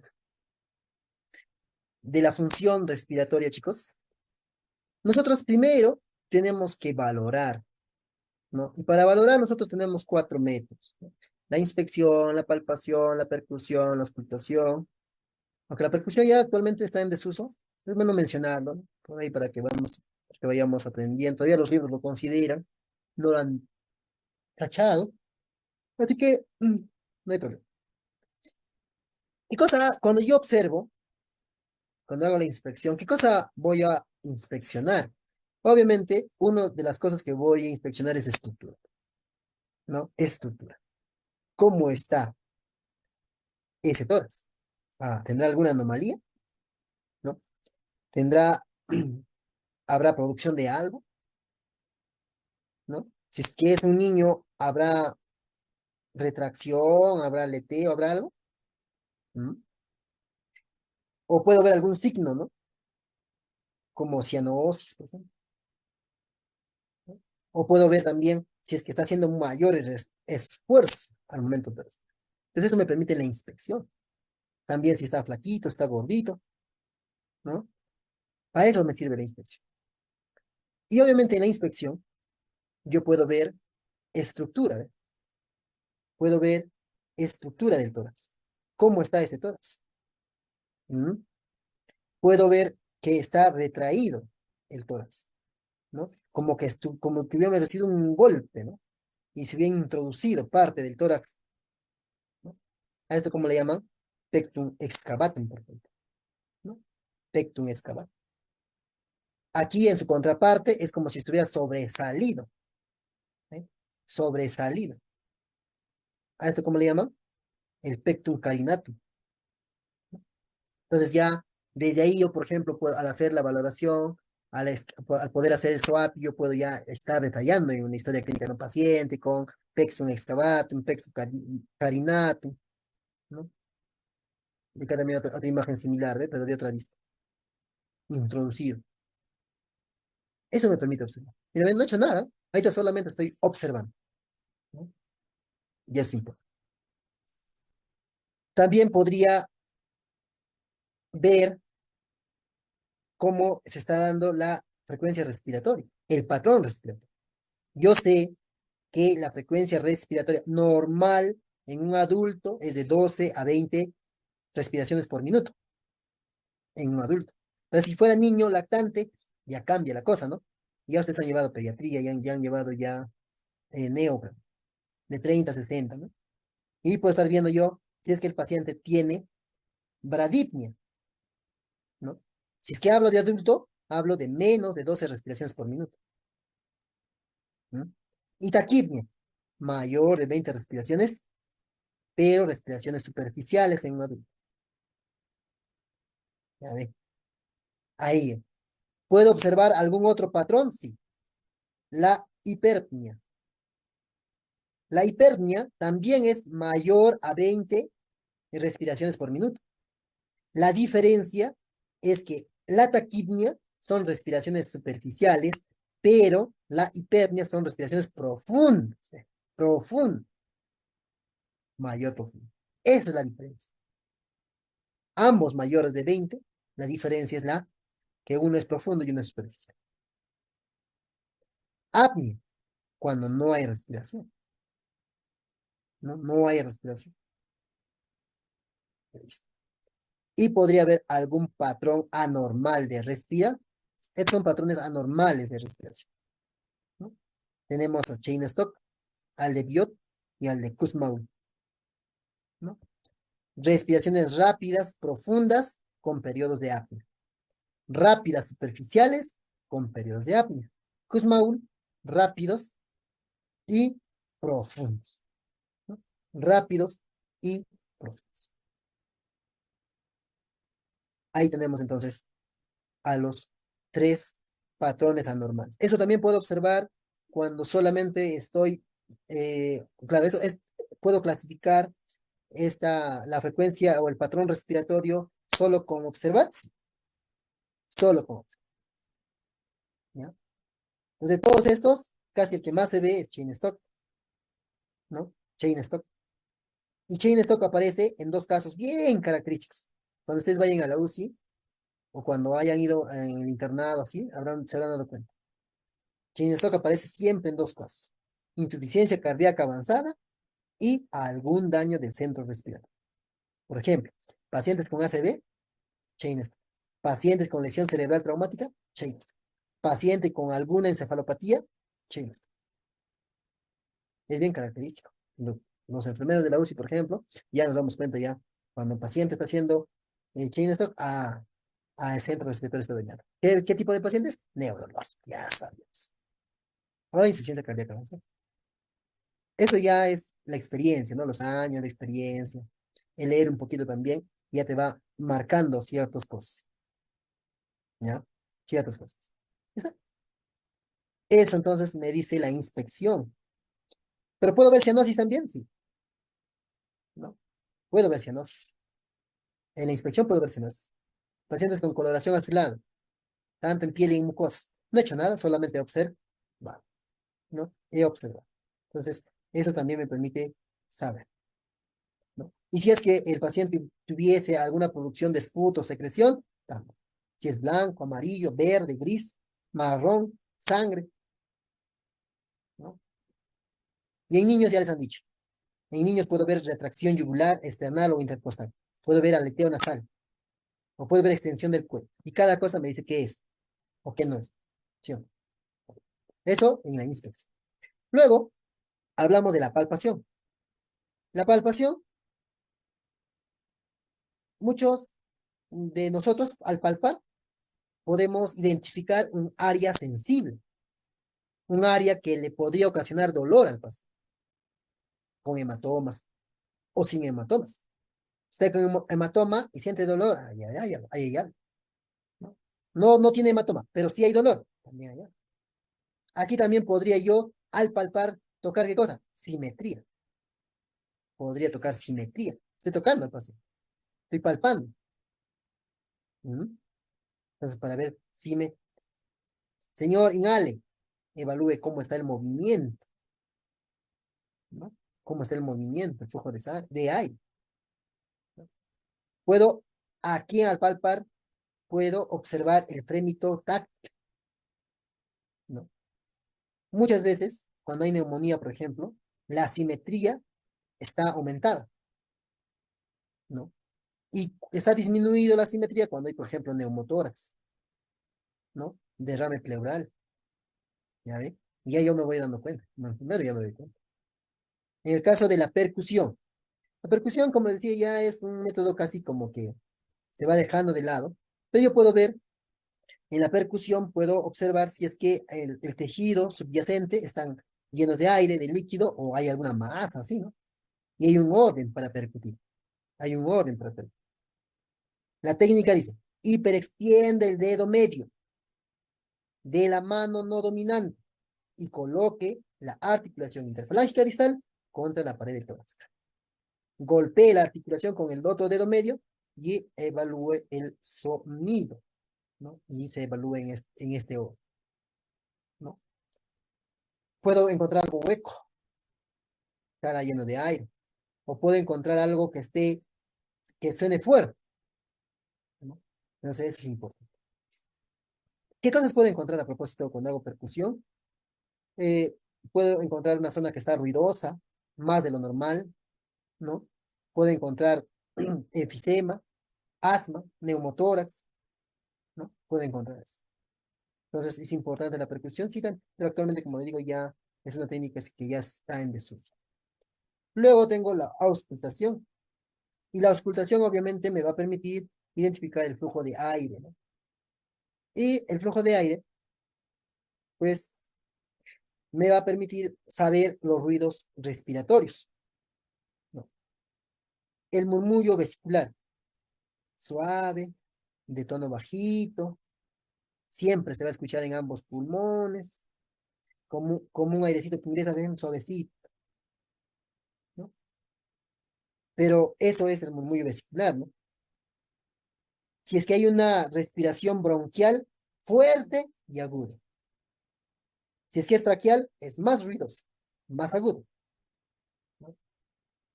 Pero también hay algunos ruidos patológicos, como los sibilantes, o los roncantes, o los crepitantes. Crepitantes o estertores también le llamaban, ¿no? Y obviamente su origen, su característica y su relevancia clínica me importa mucho. En el caso de sibilancia o sibilantes, ¿no? Generalmente son más musicales, ¿no? Musicales, vamos a ver. Es un timbre musical, agudo, prolongado, ¿no? ¿Dónde es su origen? En vías aéreas de mediano y pequeño calibre. Mediano y pequeño calibre, ¿no? Y obviamente si es que yo escucho sibilantes, me está diciendo hay obstrucción de vía aérea. Los roncantes, igual, su origen, vías aéreas de mediano y gran calibre, ¿no? Es grave, poco musical, amortiguación rápida, y se da, en este caso, amortiguación rápida expiratoria. Y su relevancia clínica, secreciones en vía aérea. Si escucho roncantes, posiblemente estoy hablando de secreción, ¿no? Pacientes con intubados, tengo que aspirar, ¿no? Y si está colapsado, o telectasia, tengo que ayudarle con algún medicamento que mejore ese pulmón. Y los crépitos o estertores, vías aéreas distales, inspiratorios breves y distinto timbre, ¿no?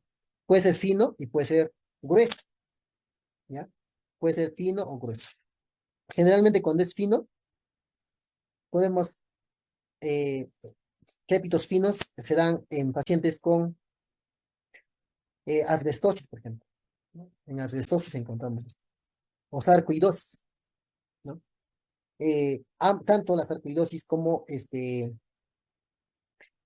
la asbestosis son enfermedades pues, que van a ir a atacar de frente a los pulmones, ¿no?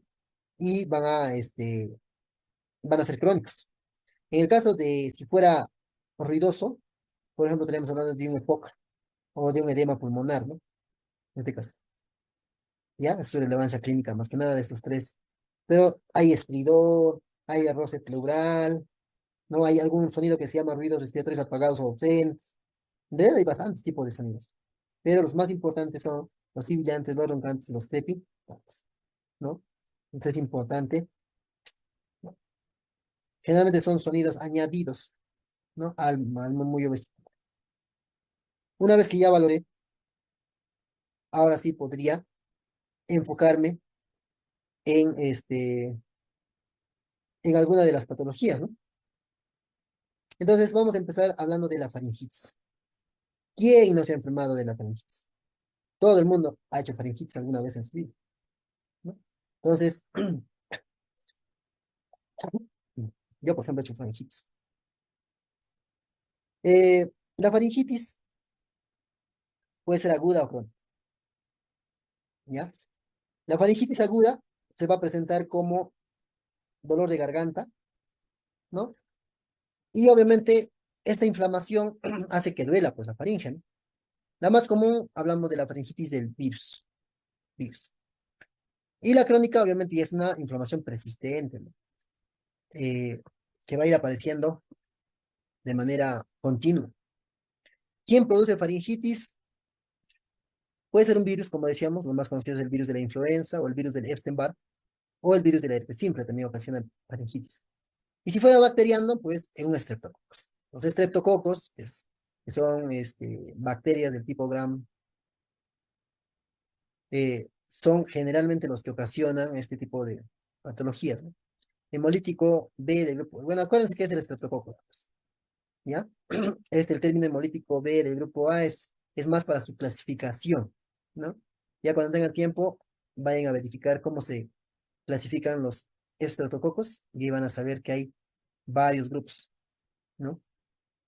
Y dentro de esos grupos hay una científica que es Lancefield, que clasifica en alfa, beta y, bueno, alfa y beta, son los más conocidos.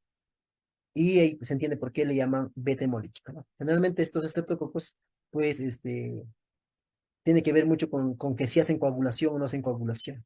De ahí el nombre. Pero eso es algo que ahorita no nos importa. ¿Qué es lo que pasa con este? Por ejemplo, si fuera el estreptococo. El estreptococo ingresa y al ingresar se adhiere, ¿no? Se adhiere. Obviamente la pared celular de la célula tiene proteínas, ya sean intrínsecas o extrínsecas, y esta bacteria aprovecha a las proteínas, ¿no? Que son denominadas las adhesinas, y obviamente se adhiere, ¿no? Incluyendo, dice, al ácido lipoteicoico, que es componente de la pared celular, y a la proteína M también, que es componente de la pared celular. ¿Esto qué ocasiona? Ocasiona que se adhiera. Una vez adherido, lo que hace el estreptococo es liberar exotoxinas. Esas exotoxinas son las que generan, pues, al final, la reacción inflamatoria. ¿Cuáles son esas exotoxinas? Estreptolicina, no, la estreptolicina tipo O y la estreptolicina ABC, ¿ya? Obviamente, las exotoxinas lo que hacen es liberar, no solamente, no, generan la reacción inflamatoria en resumen, ¿sí? Generan la reacción inflamatoria. Si es que atacase, ¿no? Lesionando la célula y generando su hemólisis, lo que va a aparecer son petequias o eritema a la revisión de las amígdalas. En el caso de que haya una estimulación del centro de la temperatura, la fiebre va a aparecer. Y si es que hubiese liberación, ¿no? Incremento de la permeabilidad vascular, puede haber edema faríngeo o los ganglios se incrementan, ganglios inflamados.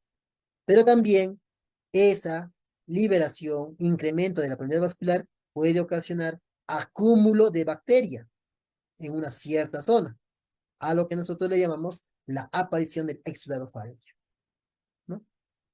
Y finalmente, las toxinas pueden hacer que se destruya la célula, muerte celular, ocasionando el exantema escalantiniforme. La forma de cómo van apareciendo cada uno de los signos y síntomas. Entonces, de ahí a que si fuera faringitis aguda, y hablamos de la faringitis aguda viral, pues la presencia de rinorrea, tos, diarrea.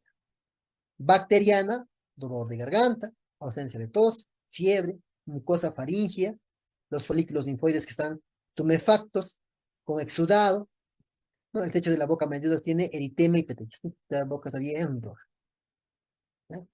Y la presencia la presencia de de este exudado blanco me indica la presencia de bacteria. Y obviamente también hay faringitis crónica, ¿no?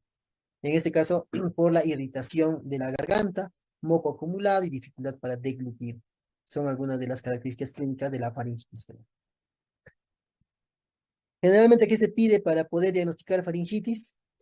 Una prueba de detección de antígenos, ¿no? Y lo otro es el cultivo faríngeo. El cultivo faríngeo también. ¿Cuáles son los cuidados de enfermería que nosotros debemos de tener? En el caso de la faringitis aguda, el tratamiento es sintomático, si es viral. Si es que fuera faringitis bacteriana estreptocócica, obviamente la antibiótico-terapia es lo importante. Tenemos que siempre estar pendientes de los ciclos de alarma. Si es que el paciente estuviese en etapa febril, también administrar los medicamentos que se necesitan. Y obviamente el paciente tiene que guardar reposo, ¿no?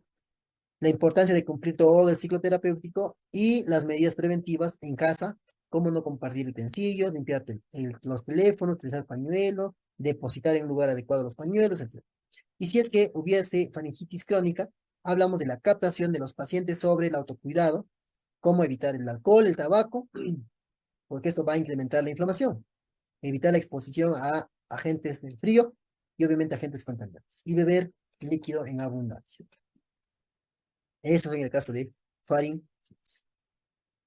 En el caso del COVID, el COVID ha sido una de las enfermedades que el mundo pues no sabía ni su forma de manejo al inicio, ¿no? Fue complicado para todos. Muchas personas han fallecido por no haber estado preparados en no solamente el conocimiento sobre el virus, sino sobre la infraestructura, ¿no? Que nuestro país lamentablemente no tiene. Ese es el control. Bueno, su nombre de la enfermedad es COVID-19, ¿no? El agente causal es el SARS-CoV-2, ¿no? Y este, pues, es SARS-CoV-2, ¿no? Actualmente la distribución del COVID-19 sabemos que aparece ¿dónde? En Wuhan, ¿no? En China, en el 2019, en diciembre para ser exactos. Y obviamente, recién en el 2020, el 11 de marzo, se estaba declarando como pandemia por la Organización Mundial de la Salud COVID, ¿no?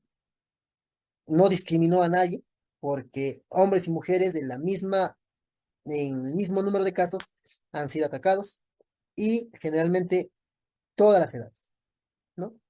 Quizás los pacientes mayores de 65 años han sido los pacientes con más gravedad, pero prácticamente ha afectado a todos sin discriminación. Y el causante, pues, de esto es un virus también, ¿no? Es un virus, ¿no? El SARS-CoV-2, ¿no? O beta coronavirus ARN, ¿no? Recordemos que esta bacteria estructuralmente tenía una cápside, tenía una membrana, tenía sus proteínas, que estas proteínas, ¿no? En realidad la variante entre una y otra va a diferir solamente en sus proteínas, ¿no? En sus proteínas. O sea, si hablamos del delta, del omicron, alfa, beta, epsilon, gamma, no sé cuántas variantes ya hasta ahora han aparecido, ¿no? De todas, prácticamente la diferenciación es en sus proteínas, ¿no? En sus proteínas. Entonces es importante. Y habíamos dicho que se transmiten, ¿no? Que la transmisión de uno u otro es a través de la exposición al fluido respiratorio. Si uno no inhala las gotitas, no se contagia. Pero si uno inhala las gotitas, si uno está caminando, alguien estornuda y a través de partículas de aerosoles podemos contagiarnos porque se transmite por el aire, ¿no? Se transmite por el aire.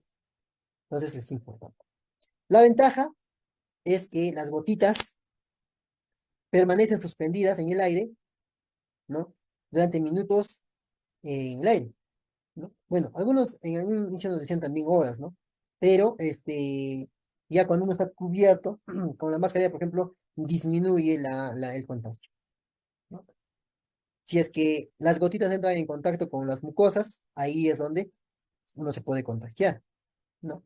Ahora, la cama, la ropa, estar en contacto con sus platos, con todo lo que ha usado el paciente, es poco probable, ¿no?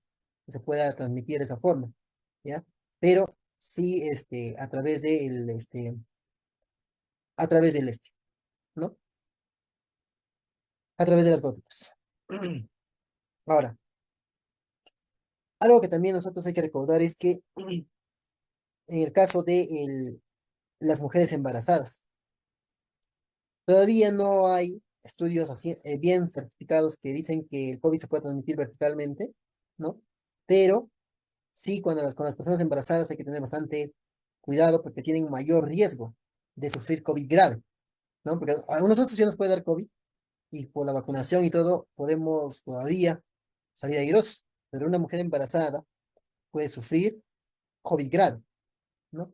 Y eso puede ocasionar que incluso la muerte de la gestante, ¿no?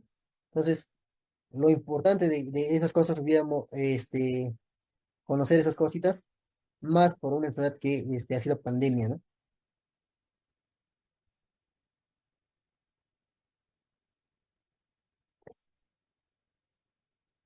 El,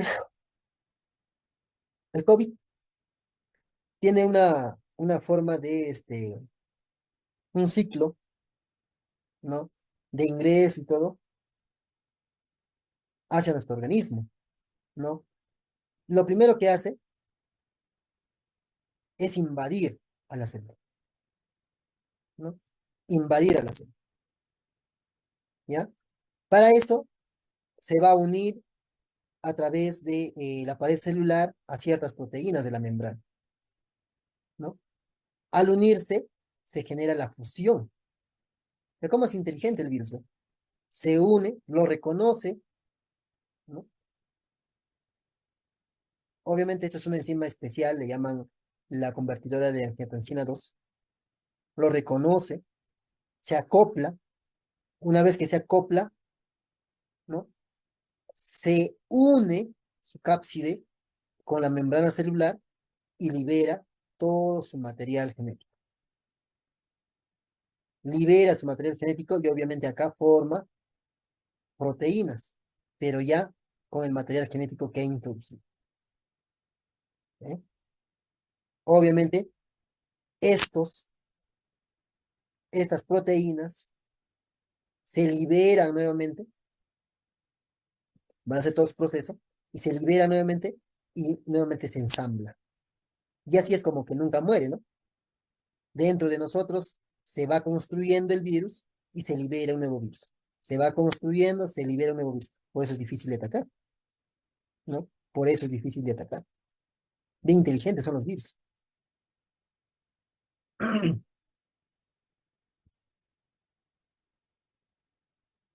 Para el diagnóstico, uno de ellos, eh, ya, perdón. Las manifestaciones clínicas, su periodo de incubación es de 2 a 14 días. Generalmente están a los 5 días. Y todo esto uno puede tener fiebre, tos, dificultad respiratoria, fatiga y todo eso, ¿no? Incluso en formas graves, ¿no? Pueden llegar hasta un shock, ¿no? Pero el MINSA nos manda este cuadrito que fue pregunta del ENAE anterior, ¿no? Del año pasado, o el último ENAE que se tomó, lo tomaron de este cuadrito. La forma de diagnosticar el COVID puede ser de varias formas. Uno de ellos es el diagnóstico clínico. Y para eso, el MINSA nos dice que podríamos tener tres tipos de casos: caso leve, caso moderado y caso severo. En caso leve, nos dice que toda persona con infección respiratoria aguda, con al menos dos de los siguientes, o sea, tiene infección respiratoria aguda más tos, malestar general, dolor de garganta, fiebre, congestión nasal. Si es que tuviese este patrón, estaríamos hablando de un caso leve. Y la pregunta era, en el ENAE anterior, ¿cuál es el parámetro que me indica caso moderado de COVID? No había clave en esa pregunta. No había clave, ¿ya? Porque el caso moderado es toda infección respiratoria aguda más disnea, frecuencia respiratoria mayor de 22 respiraciones por minuto, la saturación de oxígeno menor de 95. Y ellos habían puesto saturación de oxígeno mayor de 95. Ahí, por ejemplo, no había clave. Pero si uno es, pues, pensando en que el que ha planteado la pregunta estaba de sueño, hubiera marcado la A, creo era, no me acuerdo bien, hubiera marcado saturación. Porque si tú te das cuenta dentro de los parámetros, los únicos que tienen a la saturación, respiración o disnea es el caso moderado. Es el caso moderado. El resto era caso leve. Era forzar la respuesta primero. Pero ¿qué más nos dice para el caso moderado? Debe haber alteración de la conciencia, hipotensión arterial o shock, signo clínico o radiológico de neumonía y recuento de linfocitos disminuidos. Y para el caso severo, si hay infección respiratoria aguda, más respiración mayor de 22 o la presión parcial de CO2 menos de 32 milímetros de mercurio. Obviamente acá ya tomó un Agas. Aquí no. Aquí ya le tomó un Agas. Hay alteración de la conciencia, la presión arterial sistólica menos de 100 o la presión arterial media menos de 65 milímetros de mercurio. La presión parcial de oxígeno menos de 60 milímetros de mercurio o la presión arterial sobre la fracción inspiratoria menos de 300. Signos clínicos de fatiga muscular o el lactato sérico mayor de 2 miliosmoles por litro. Entonces son los criterios que me van a decir si es que el COVID es caso leve, caso moderado o caso severo. Esa es una forma de diagnóstico clínico, pero también hay diagnóstico de laboratorio, ¿sí? Hay diagnóstico de laboratorio. Y para eso, pues, tenemos, por ejemplo, al PCR, ¿no? Al PCR. El PCR, ¿qué detecta? El ARN viral. En cambio, una prueba serológica, un anticuerpos. Esas son las famosas pruebas rápidas, ¿se acuerdan? IgM, IgG. Y la prueba antigénica, que lo que observa es el nucleocápside viral N o proteína S, ¿no?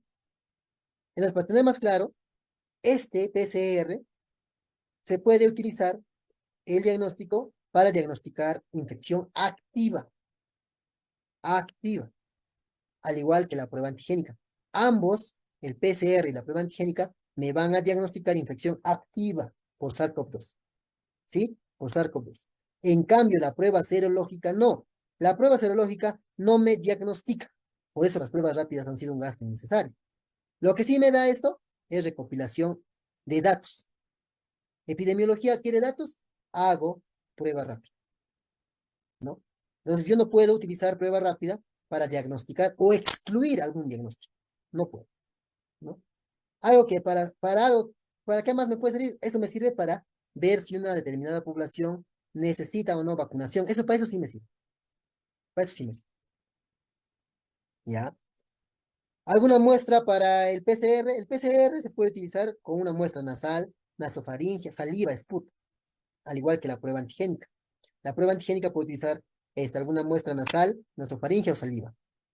En cambio, la prueba serológica, la prueba rápida que se utilizaba, sangre, plasma, ¿no? Entonces, eso. La ventaja del PCR es que es alto sensible y alto específico, ¿ya? No es necesario repetir la prueba. Lo mismo pasa con la prueba antigénica. Es muy específico, es altamente específico. Y además que, recordemos que su resultado sale en 15 o 30 minutos de esta antigénica, ¿no? El problema del PCR es costo, es muy costoso. En cambio, el antigénico es que es menos sensible, es específico, pero es menos sensible, ¿ya? Menos sensible, ¿ya ve? 89 de sensibilidad, 80% de sensibilidad en el caso antigénico, ¿ya? Y en el caso, ¿cuál es la ventaja en este caso de la serológica? Uno es que me podría dar el resultado en minutitos. Yo sé qué anticuerpo tiene el paciente, IgM, IgG, en minutitos, rapidito, ¿no? Pero la desventaja es que puede dar falsos positivos, ¿no? Falsos positivos. De ahí a que la prueba rápida no se utilice, actualmente ya no se utiliza, ¿no? El estándar, ¿cuál es el gol estándar? Aquí es el PCR. O sea, si es que tienes PCR en el hospital, pídele PCR. Si no hay, ya pues será antigénica. Y si no, ya pues prueba rápida, actualmente ya no se utiliza. Ya es imposible. ¿Ya? Eso en el caso. ¿Cuáles son los cuidados de enfermería que nosotros debemos tener? Ya, lo importante es la vacunación. La vacunación. Obviamente, como enfermeras tenemos que recomendar uno, que es lavado de manos, ¿no? Lavado de manos. Si toses, no te toques la cara. Utiliza tu mascarilla, ¿no? Eso me permite reducir la propagación de COVID-19, ¿no? Las cuarentenas, los cierres generalmente han sido un fracaso, pero sí el distanciamiento social es importante también cuando hay epidemia de este tipo, ¿no? Y las vacunas que pues ya en Chile tenemos a la vacuna Pfizer, Moderna, a Janssen, ¿no? Que todos son vacunas contra el ARN, ¿no? Que me permiten, obviamente, evitar las formas graves de COVID. Me puedo contagiar, pero obviamente ya la reacción va a ser diferente, ¿no? Va a ser diferente.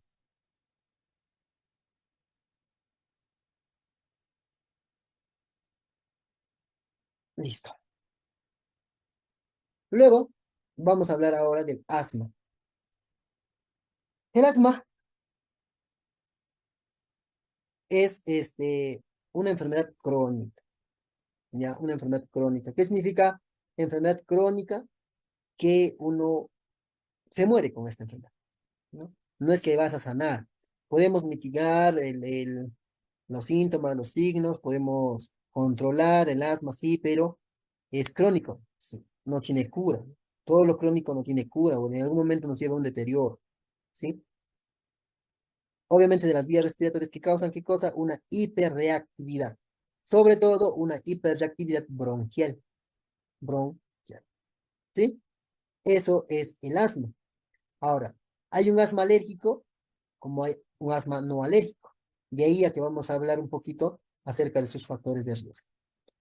El asma, a diferencia de otras patologías, no tiene una causa, sino tiene sus factores de riesgo. Y sus factores de riesgo pueden ser, pues, genéticos, es decir, una historia familiar, ¿no? Que me predispone a hacer asma, o también me puede, una historia pasada de alergias, ¿no? La obesidad, el sexo, son, factores de riesgo que me podrían haber. Pero también factores ambientales como la alergia, las infecciones, ¿no? Tabaquismo. Entonces, son la dieta, el clima, son algunos factores de riesgo que me podrían ocasionar asma en algún asma. ¿Qué es lo que pasa en el asma? En el asma se van a dar tres cosas importantes. Uno, que es la hiperreactividad bronquial, ¿sí? La hiperreactividad bronquial. ¿Esto por qué? Porque hay una hipersensibilidad a algún alergeno. Nuestro organismo responde a cualquier estimulación de cualquier eh, alergeno, polvo, algún virus, alguna bacteria, ocasiona una hiperreactividad. Obviamente, esa hiperreactividad lo que ocasiona es una inflamación bronquial, ¿no? Una inflamación de los bronquiolos terminales, ¿no? Y esa inflamación lo que ocasiona es la producción de citocinas, ¿no? La activación de las citocinas produce un incremento de los eosinófilos y eso obviamente hace que el bronquiolo se colapse, ocasionando ¿qué cosa?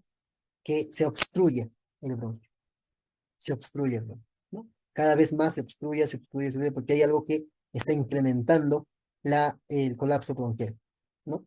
Que es en este caso la producción de citocinas, ¿no? Todo lo que es la mucosa, todo lo que es el músculo liso se va a empezar a contraer. ¿Listo?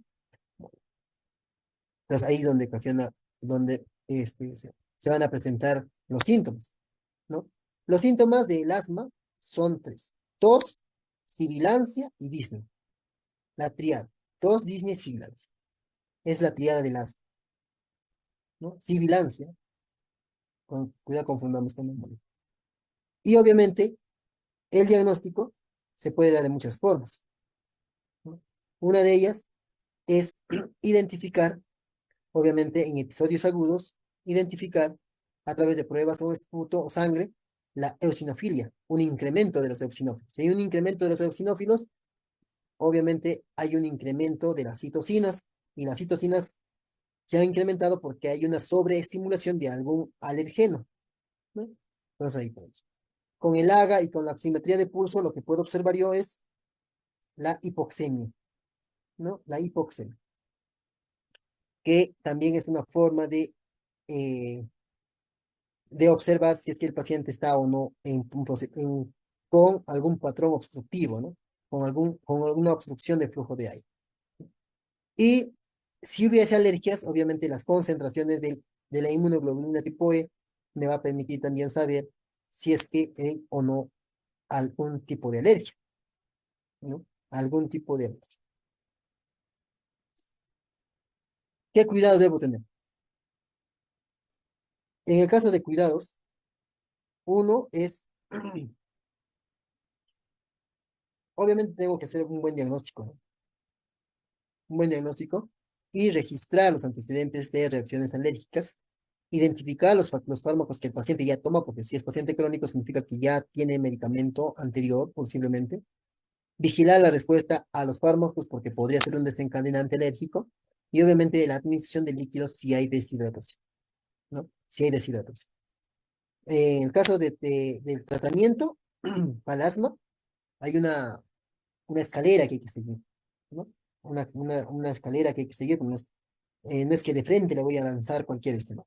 Generalmente se utiliza dosis pequeñas de alguna, de algún corticoide, ¿no? Inhalado, o puedo estar utilizando algún agonista de acción corta, ¿no? Entonces, estos son ya, pero, medicamentos que, el médico me va a brindar, ¿no? En la historia clínica y yo voy a simplemente administrar, pero siempre es bueno conocer, por ejemplo, qué tipo de agonista, qué tipo de acción, si es agonista de acción prolongada, acción corta, o ya debo tener, si es que tengo en stock, debo tenerlo listo por si es que me pide uno u otro medicamento, ¿no? Ya con experiencia uno va sabiendo qué más o menos va a pedir, y ya yo puedo estar ya adelantándome incluso a algunas cosas. En el caso de neumonía, en el caso de neumonía, es otra de las patologías que comúnmente vamos a observar, ¿no? Y eh, este,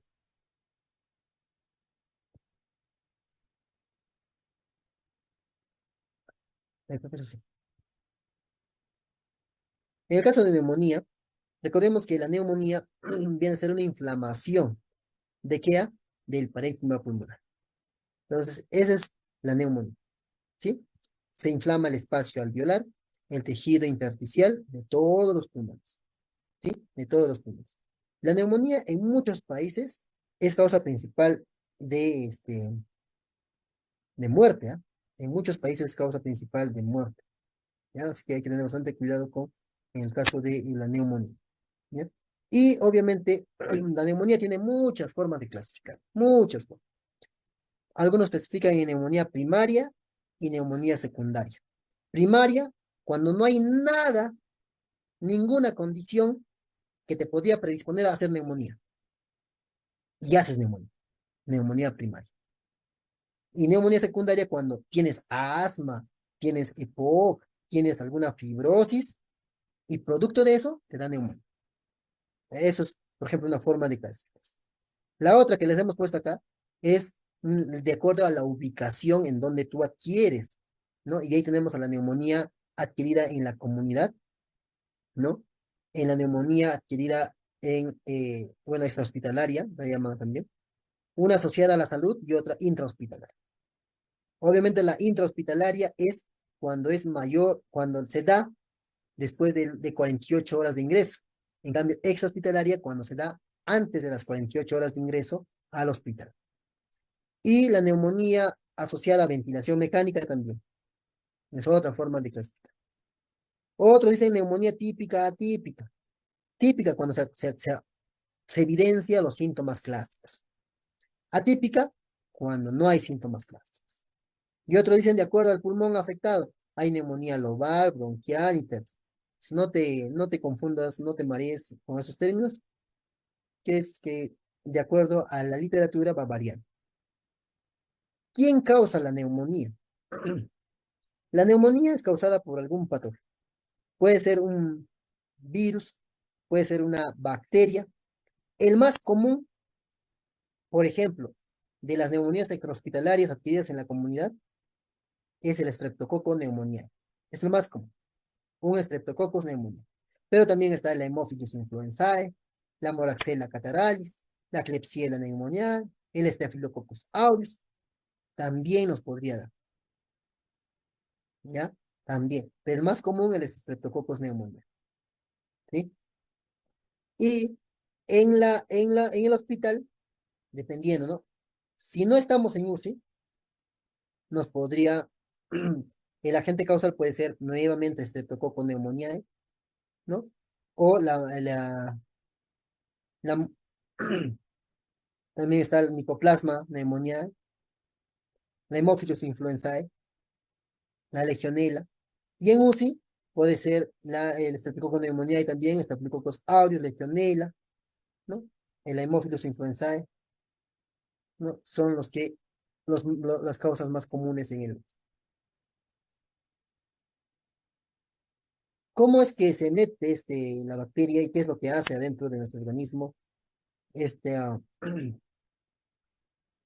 Uno, a través de la infección de las gotitas, ¿no? Patógenos transmitidos por aire, puede hacer que introduzca alguna bacteria, algún virus a nuestro organismo, ¿ya? Entonces, ¿qué pasa? Hay un fallo, pues, hay un fallo en la protección del pulmón, ¿no? Como hay un fallo en la protección, se coloniza, eso se aspira y obviamente ingresa hacia los alveolos. Una vez que se infiltra dentro de los alveolos, va a haber inflamación, se inflama. Al haber inflamación, hay un deterioro al haber inflamación, se van a liberar todo un conjunto de mediadores de inflamación y todos estos ocasionan un deterioro de la ventilación, deterioro de la implantación, ¿no? En muchos casos incluso que cursan con hipoxia, ¿no? Hipoxia, hipoxemia, ¿sí? Hipoxia, hipoxemia. Pero también puede haber disnea, puede haber hemoptisis, cuando hay fuga de eritrocitos, o algún infiltrado pulmonar que ocasione estertores y crepitantes, ¿sí? Esa es la forma en cómo se ingresa la neumonía. ¿Cuáles son los síntomas? Los síntomas van a ser, depende, si hablamos, por ejemplo, de las neumonías típicas, ¿se acuerdan que hablábamos de acuerdo a los síntomas? Entonces ahí vamos a encontrar pues tos, disnea, expectoración, puede ser, la expectoración puede ser con esputo purulento, amarillo verdoso, ¿ya? Dolor pleurítico y obviamente hemoptisis, ¿no? Y manifestaciones sistémicas puede ser astenia, sensación febril, anorexia, cefalea y mialgia, ¿ya? Recordemos que la exploración física y exploración pulmonar, uno puede encontrar taquipnea, taquicardia, hipertemia, y en la exploración pulmonar, crepitos, soplos tubáricos y la egofonía, ¿sí? La egofonía. ¿Cuáles son las formas de diagnosticar? Obviamente, lo primero que nosotros tenemos que hacer es el diagnóstico clínico. Para eso, una buena conversación con el paciente para tener un interrogatorio detallado, ¿sí? Pero también puedo tener estudios de laboratorio, ¿no? El hemograma completo, ¿no? Podemos ver el hemocultivo. Algunos piden procalcitonina, ¿no? Procalcitonina, para ver la infección, nivel de infección, ¿ya? Entonces, es un paciente que está, por ejemplo, con sepsis, sepsis grave o en shock séptico, siempre se le pide procalcitonina. Entonces, un incremento de esta procalcitonina me podría dar indicios de una sepsis. Me podría dar indicios de una sepsis. Por eso es que se le pide procalcitonina, ¿ya? Pero también puedo pedirle una broncoscopía, ¿no? Esto más para ver si hay neumonías recurrentes, ¿no? Y a veces le piden una radiografía o una tomografía de tórax y no es concluyente, entonces también se le pide una broncoscopía, ¿no? O si hay una mala respuesta al tratamiento, también cuando hay una mala respuesta al tratamiento se le pide una broncoscopía al paciente. Y en el peor de los casos ya pues puedes hacer toda la cocentesis diagnóstica, ¿no? Por ejemplo, si hay derrame pleural, ¿no? Entonces puedo yo indicar, o el médico va a indicar seguramente toda la cocentesis diagnóstica para ver la bacteria que está atacando ahí, ¿ya? Eso entonces, de acuerdo al diagnóstico. ¿Y cuál es nuestra función? Es uno, mantener la permeabilidad de vías aéreas, ¿ya? Promoción del reposo, promoción de la ingesta de líquidos, mantenimiento de la nutrición y obviamente vigilancia y manejo de complicaciones y también la administración de tratamiento, ¿no? Porque seguramente le va a dar o bien amoxicilina, doxiciclina o algún macrólido que le va a ayudar, ¿no? Como la citromicina, por ejemplo, que también le da, ¿no? Y en algunos casos, ya cuando este, es grave, ¿no? Pueden utilizar otros antibióticos como la ceftriaxona, ¿no? O la piperacilina, que también vamos a administrar nosotros, obviamente, ¿no? Hay pacientes que pueden hacer incluso, este, que pueden hacer combinaciones, o sea, neumonía por fibrosis o por bronquiectasias, igual, ya hay medicamentos mucho más complejos como el linezolid, vancomicina, que en muchos casos se utiliza ya con bombas de infusión, ¿no? Entonces, ahí el enfermero, por ejemplo, tiene que estar muy ducho para que pueda administrar ese tipo de medicamentos. Ahora, la prevención, en el caso de neumonía, es la vacunación. Nos tenemos la vacunación antineumocócica y tenemos la vacunación contra la influenza. Entonces el paciente tiene que vacunarse, sobre todo los mayores de 65 años tienen que vacunarse, ¿no? Para evitar neumonías graves, sobre todo, ¿no? Neumonías graves. Ahí está también nuestra función en orientar a los pacientes. Ya, ahora vamos a hablar de la enfermedad pulmonar obstructivamente crónica, el famoso EPOC, ¿no? El famoso EPOC. El EPOC, en este caso, es una enfermedad también crónica, al igual que el asma, ¿no? Que su cronicidad se basa en que hay obstrucción del flujo de aire que afecta también obviamente a las vías respiratorias, ¿no? Entonces, ese es el EPOC. En el EPOC hay tos, sí. En el EPOC hay disnea, sí. Y obviamente hay limitación de el aire. Se parece mucho al asma, ¿no? Tos, disnea y sibilancia. Aquí es tos, disnea y limitación del flujo de aire. Y obviamente tiene algunos factores de riesgo, ¿no? Exposición, el principal factor de riesgo para el EPOC es el consumo de tabaco. El consumo de tabaco, ¿ya? Ese es el mayor riesgo. Y obviamente también está el fumador pasivo, ¿no? Así que si es que estás en una zona de fumadores, pues, la recomendación es alejarte, ¿no? El fumador pasivo también hace poco. Lo otro ya es la edad, ¿no? La edad que los adultos mayores generalmente hacen poco. La exposición a el aire, a polvo fino, ¿no? Por ejemplo, los que trabajan en minería, ellos, sobre todo los que hacen minería carbón, ¿no? O el polvo orgánico, por ejemplo, los que trabajan con madera, estiércol de animales, también hacen este EPOC, ¿ya? Sustancias químicas, también, contaminación del aire interior y exterior, obviamente, y algunas anomalías genéticas, ¿no? Por eso los que nacen prematuros, a veces hacen EPOC en el futuro, ¿no? La importancia de que no nazca prematuro, ¿no? O hay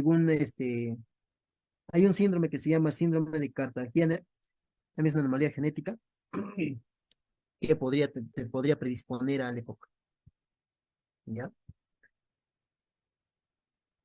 El EPOC como enfermedad tiene dos manifestaciones, si lo podemos llamar así, ¿ya? Tiene tanto a la bronquitis crónica y al enfisema. ¿Qué es la bronquitis crónica? La bronquitis crónica es inflamación prolongada de los bronquios. Los bronquios están inflamados siempre. En el caso del enfisema, hay un ensanchamiento de los alveolos. Entonces, uno es a nivel alveolar y el otro es a nivel de los bronquios.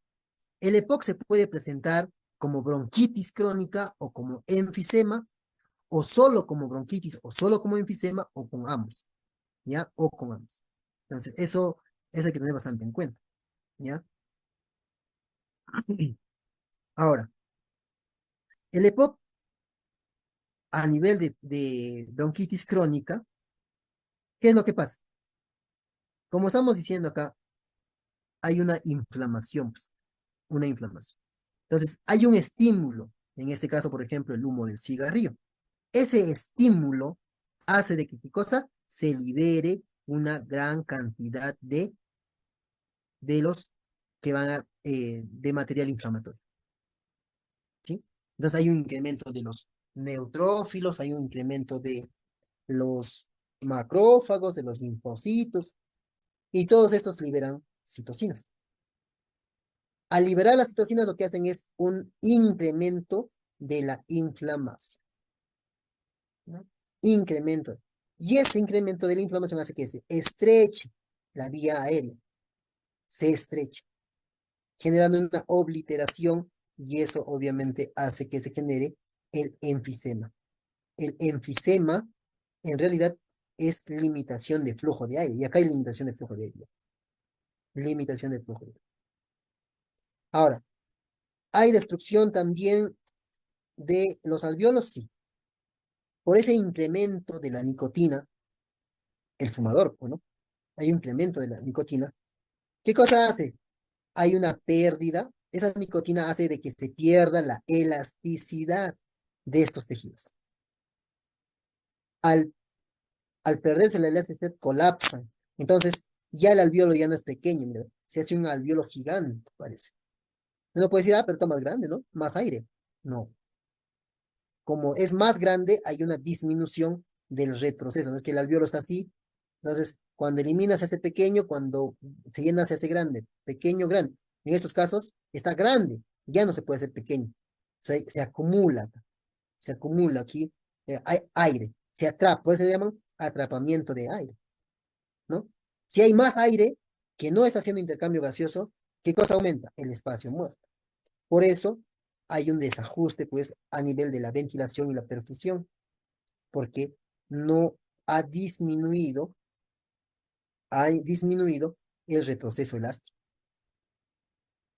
Y a eso es lo que se genera el enfisema. Ensanchamiento de los alvéolos, destrucción de sus paredes y obviamente atrapamiento de aire. Es lo que genera la hipoxemia al final, ¿no? Entonces, mira, a ver las dos formas de presentación del EPOC. Ahora, ¿cuáles son las manifestaciones clínicas? Va a depender mucho de qué es, ¿no?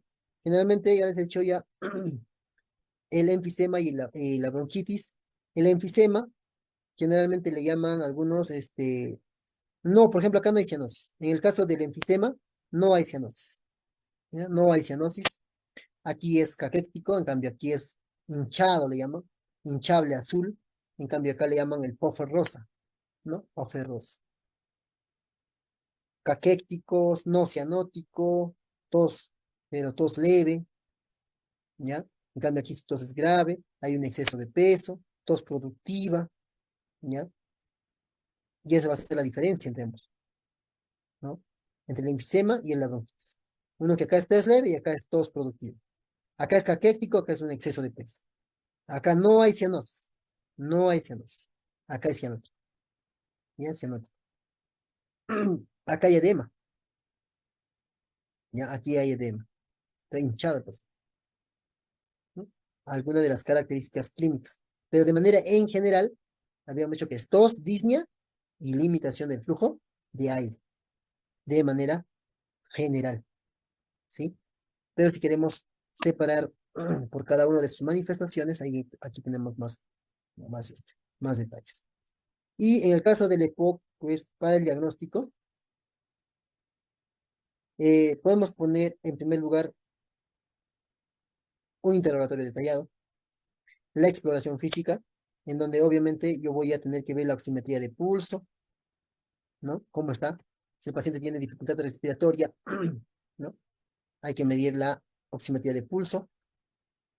También hay que pedir análisis de gases arteriales, ¿no?